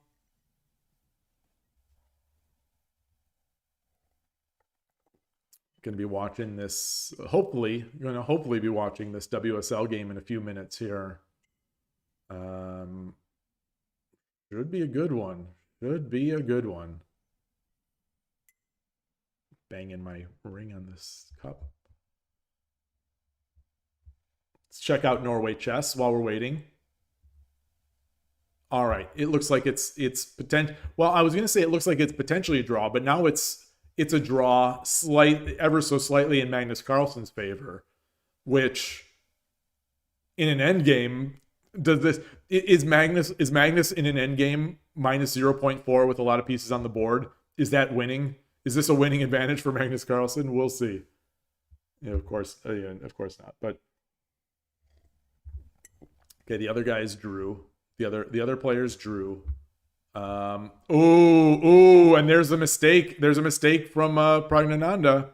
So now Magnus is in a Magnus position. Now he is in a Magnus winning position.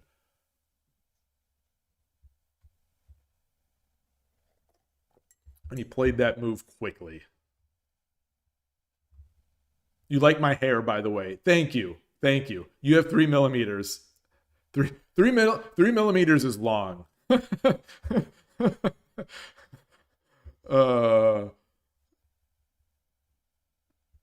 Yeah, it's easy, it's comfortable. All right, so where are we? Trying to find WSL. There we are. Okay, so the game hasn't started yet.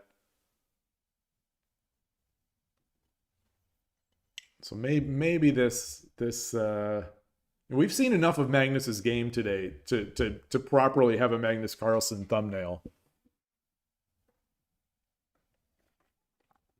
Uncomplicated, yeah, it's very uncomplicated.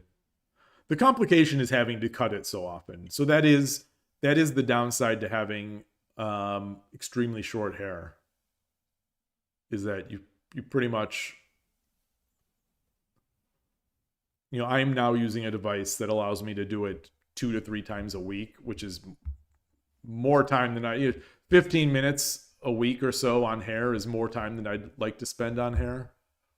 But you know, it's just part of life. No, I do it myself. I do it myself. Up until recently, I was using one of those professional hair clippers, and I would do it once a week and let it grow. You know, basically, I do it once a week. But now, in the past year, I got one of those devices that have 5 heads on it. You just kind of like, it's almost like a face shaver, but for your head. And you know, to maintain the length at which you need that to work, you kind of have to do it every few days. So every 3 to 4 days, I'll do it. It's now minus 2.6. It's now minus 2.6. Magnus is looking to roll. Maybe he can get some of those points back. He could get some of those points back that he lost the other day.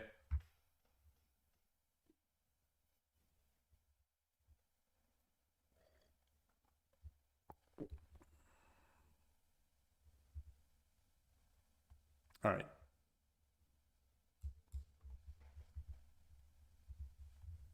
Boy, hopefully this game does start.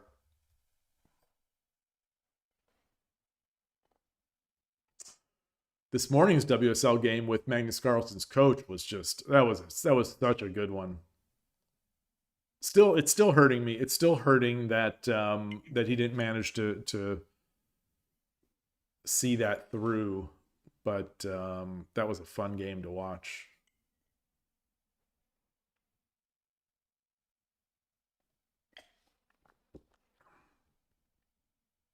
I'm still pleased with my game. I'm still pleased with that game against Anaguma. I'm very, very excited with that I was able to last like that. Wait, you say you guess you need a girlfriend. Why?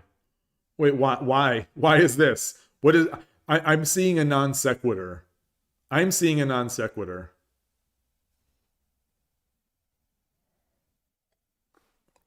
All right, we have the game being offered.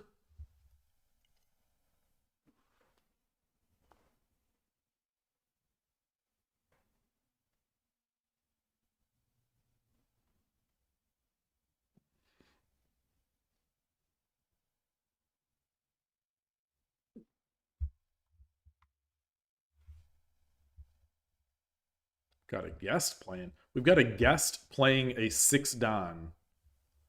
What is even going on there? What is even going on there? I wonder if this is a pro. It's a pro guest.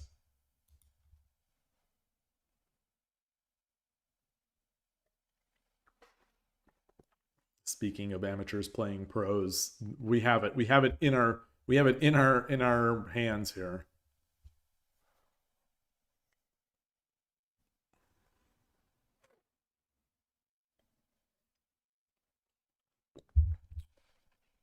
People used to speculate on Shogi Clip 24 which players were pros.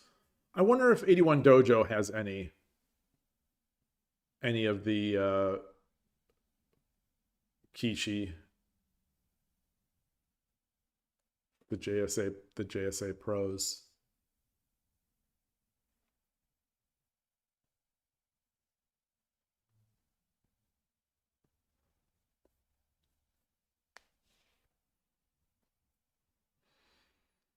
All right, it is now noon. So it's officially, we are on the clock. We're on the clock. This is the scheduled time. He's waiting. I wonder if he's on lunch here. I wonder if he's just having lunch and playing this game. Because it's noon. I am excited. I am definitely excited to see this.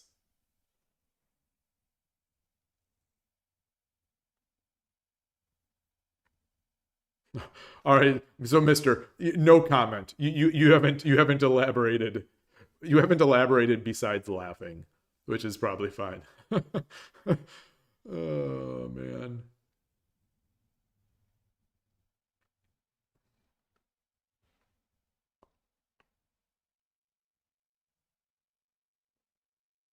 Let's see if MDK is logged in. He is not. Oh, what was the question? Oh, you said that you guess you need a girlfriend, and I'm wondering why do you say that? Because it seems like you were talking about Magnus Carlsen and hair, cutting hair. Oh, so your problem is you're saying that you have a problem with the neck, which is why you need a girlfriend. Ah, yeah, the neck is always tough. Just do it as close as possible, I guess. Do it as close as possible and hope it doesn't look terrible.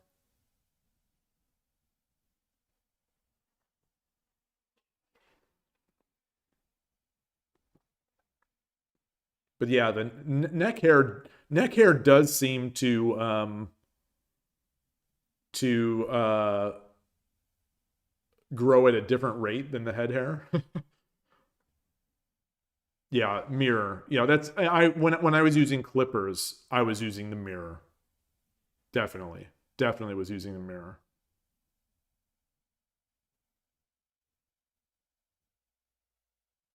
To make sure there were no patches.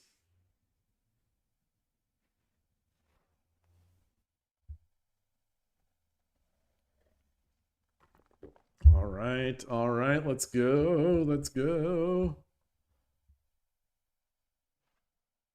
How late was this morning's game? Was it more than a couple minutes late? I don't remember.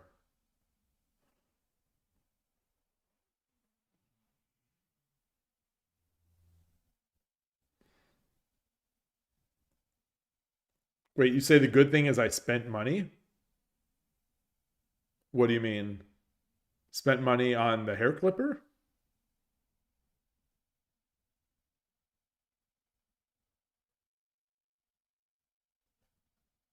That's not a good thing.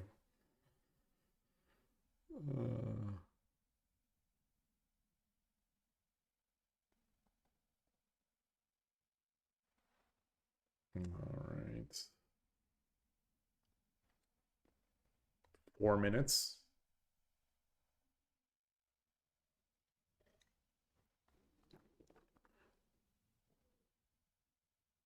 Oh, in general, using your own device, yeah. It's Kodaki scenario. It's a scheduled game, but 5 minutes early. Both you and your opponent are ready. What do you do? That's the game theory. We had that the other day. Who was it the other day? They both offered games. And I said it was going to be a game of chicken. It's whoever shows cowardice and joins the other player's game, I felt would be at a disadvantage. But I don't know. I don't remember if we were able to tell at the time like who left who, because the game just it just showed starting. Now we're talking game theory. I think it depends. For me, I think it depends. if I offered first, I feel like I should be up there. I feel like if I offered first, my game should be taken. My game should be taken, should be used. I set up the board. I feel like I set up the board first.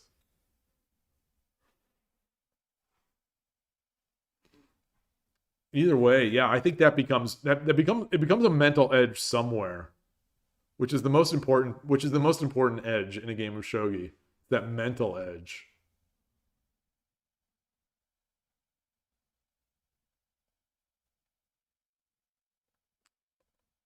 Oh, do you even set up a game offer before it's supposed to start? I think I would. I would.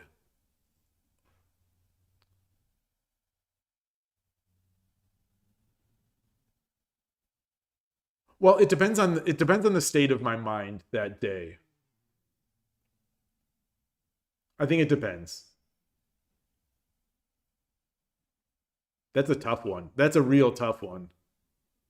I think I would look to see if the opponent is logged in. And if they are logged in, I think I might wait.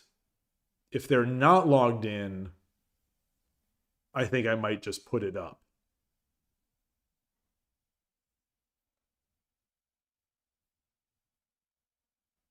Oh, it happens for the Mahjong League you're in. It's organized on Discord. Interesting. Yeah, Discord status, though.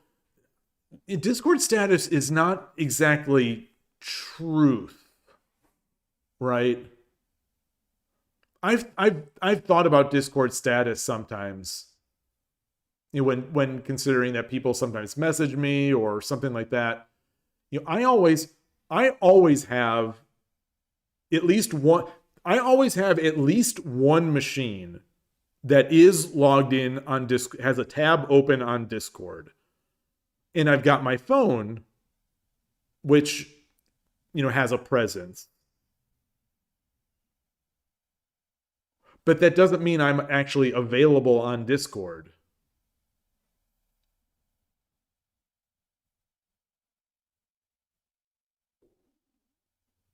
And I think Discord status can change if you just focus the browser. So I don't think I even need to look at my Discord messages for it necessarily to turn green.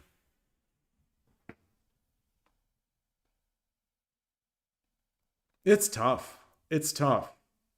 Those are the mind games. Those are the Discord mind games. People sometimes saying hi early. Oh man, yeah.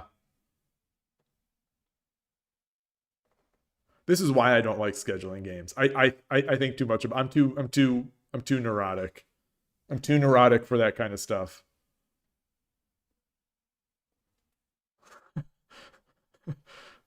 Oh man. So talk about this Mahjong League. It's 4-player. It's a 4-player league. Or do you play like 2 players with 2 bots? No, that you wouldn't play bots.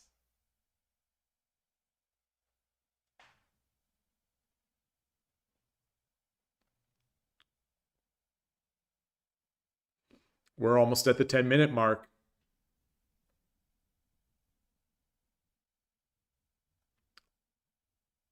I think 10 minutes should be enough to call the game. Whether or not people want to call the game is another matter. But the 10-minute mark is, we are getting rude. We are getting rude. Okay, he pulled it down. Oh, he put it back up. He put it back up.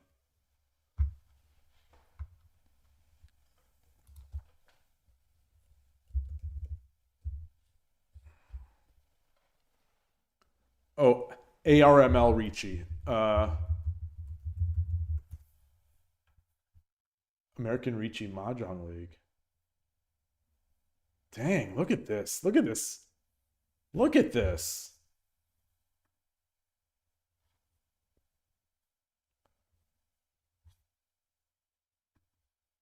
One of these players is a lady's name that I know, of someone I know.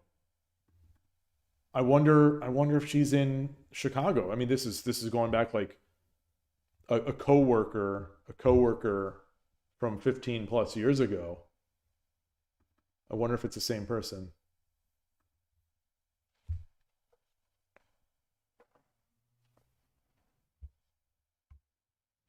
All right, we're at 10 minutes. We're at 10 minutes. We're getting to rude territory. And he pulled it down. Oh, so I was gonna say that I wonder if he pulled it down so that he could go to the 10-minute mark and then say it's 10 minutes. Okay, so he put it back up.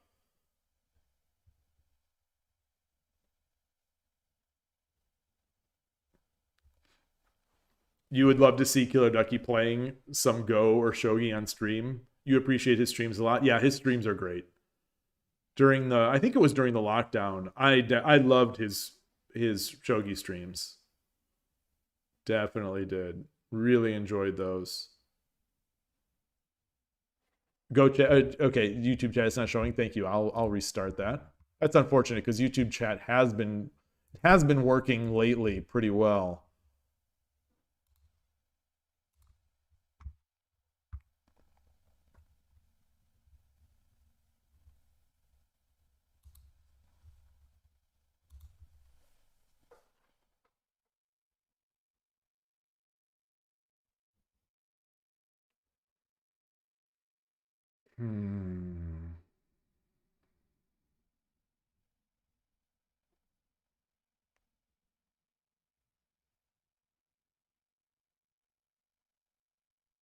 Yeah, I'm not so much into watching streamed Go as much. Though I did watch, there was a tournament this weekend. I think it was a San Diego championship, a San Diego Go tournament, I believe it was.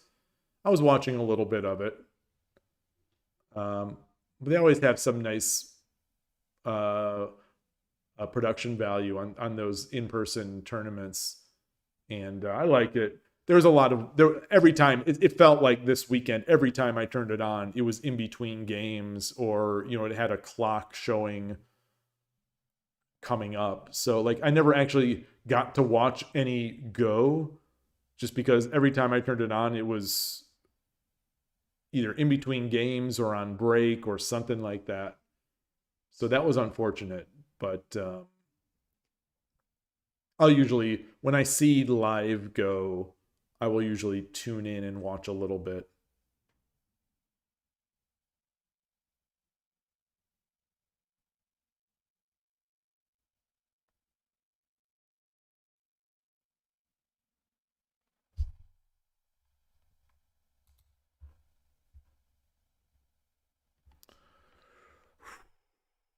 Disappointing.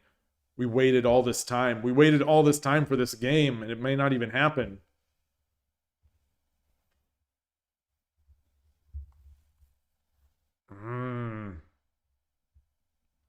Well, hopefully he just gets the win for it. Take a look. Take a look.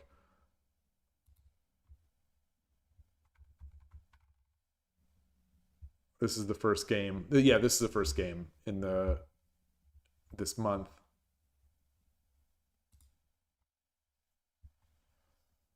More time for me to play. my eyes are. I think they're being respectful. I think they're just being respectful. I think in the end, when you play something like WSL, I'm speaking for people. I don't. Everyone, I'm sure, has different motivations, but I would imagine when you play something like WSL, there is competition, but it's sort of friendly competition. So you want to give people the benefit of the doubt. I think in the end, you want to play the game. You don't want to win on a technicality, but especially maybe he has nowhere to go. Maybe he already booked his entire afternoon for this, so he figures, I booked this afternoon. Let me just wait. I'm speculating, but I don't know. But yeah, we are witnessing in real time, like numero uno well, not numero, there are a bunch of reasons, but one of the main reasons why I don't play these types of events.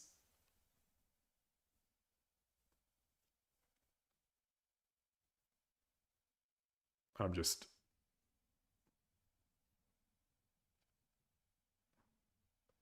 being on time is something, for whatever reason in my dumb brain, being on time is something that is very important to me.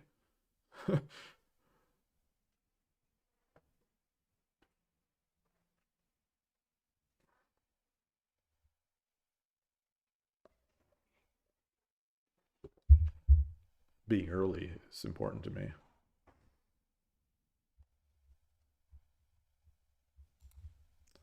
Okay. All right. Well, he's still waiting, so I'll stick around. I'll stick around a little longer. If you all are willing, I will stick around a little longer. I don't know at what point we call it. And I go about my day. You know, because I started early to be able to get that other WSL game. What's happening with Magnus's game? Speaking of... Oh, no! Magnus threw it!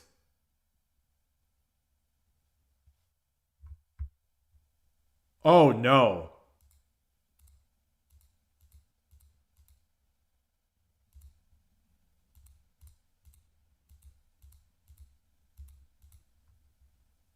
He threw twice in the end game.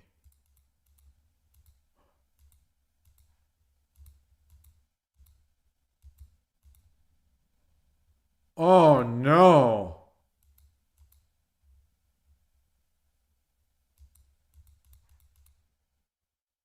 Oh, no.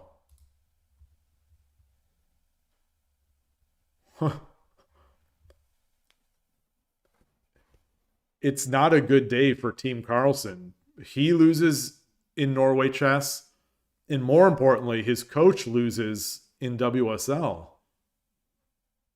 Wow. It's in shambles. Greg S., hello.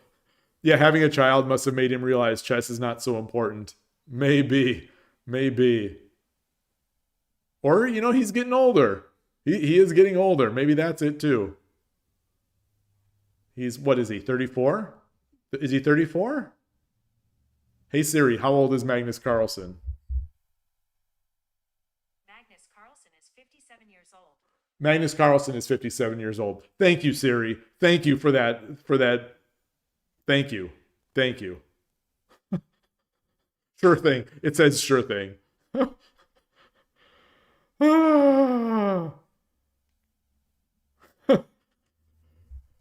Siri just keeps on getting better, doesn't it? Doesn't it? It just keeps on getting better.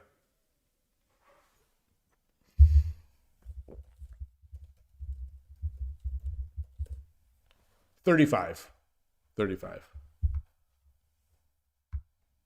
He'll be 36 in November. So, you know, arguably an old man. And so he broke, like Hikaru was talking about, like I was talking about. At some point, you just break. At some point, once you get older, you just break. All right. So Nicholas123, Team USA has left the building. It looks like he's left the building. Is he even logged in anymore? He is not even logged in anymore. So hopefully he just takes that win. I'm hoping. But that's unfortunate. That's really unfortunate. I'm sorry, everybody. I was hoping to watch that with you all. So that'll do it for me. I'm going to get my day going. And you say Vishy hasn't really broken. Well, see, we don't know that because he doesn't play the big events. It's tough. Yeah, we were talking about Vishy earlier on stream in relation to Habu, who is 55. Vishy is 56. Oh, but Nicholas is logged. He is logged in again. He's back. He's back and he's logged in. He is logged in. So he is logged in. but MDK is not. All right. Disappointing. Okay. I'm going to give it one more minute. I'm going to give one more minute. If anyone has any final words, that's it. Otherwise, I'll be closing up here. I'm going to close the Norway chess tab. Let's take a look at 2700 chess. Boy, 28-27. He might have to withdraw. He might have to withdraw before he goes under 2800. Is this the last classical chess tournament for Magnus Carlsen? I wonder. I wonder if we are witnessing the final classical chess tournament for Magnus Carlsen. Because maybe he doesn't care. Maybe he actually doesn't care about the rating. I think he does care about the rating. I can't imagine he'd want to go below 2800.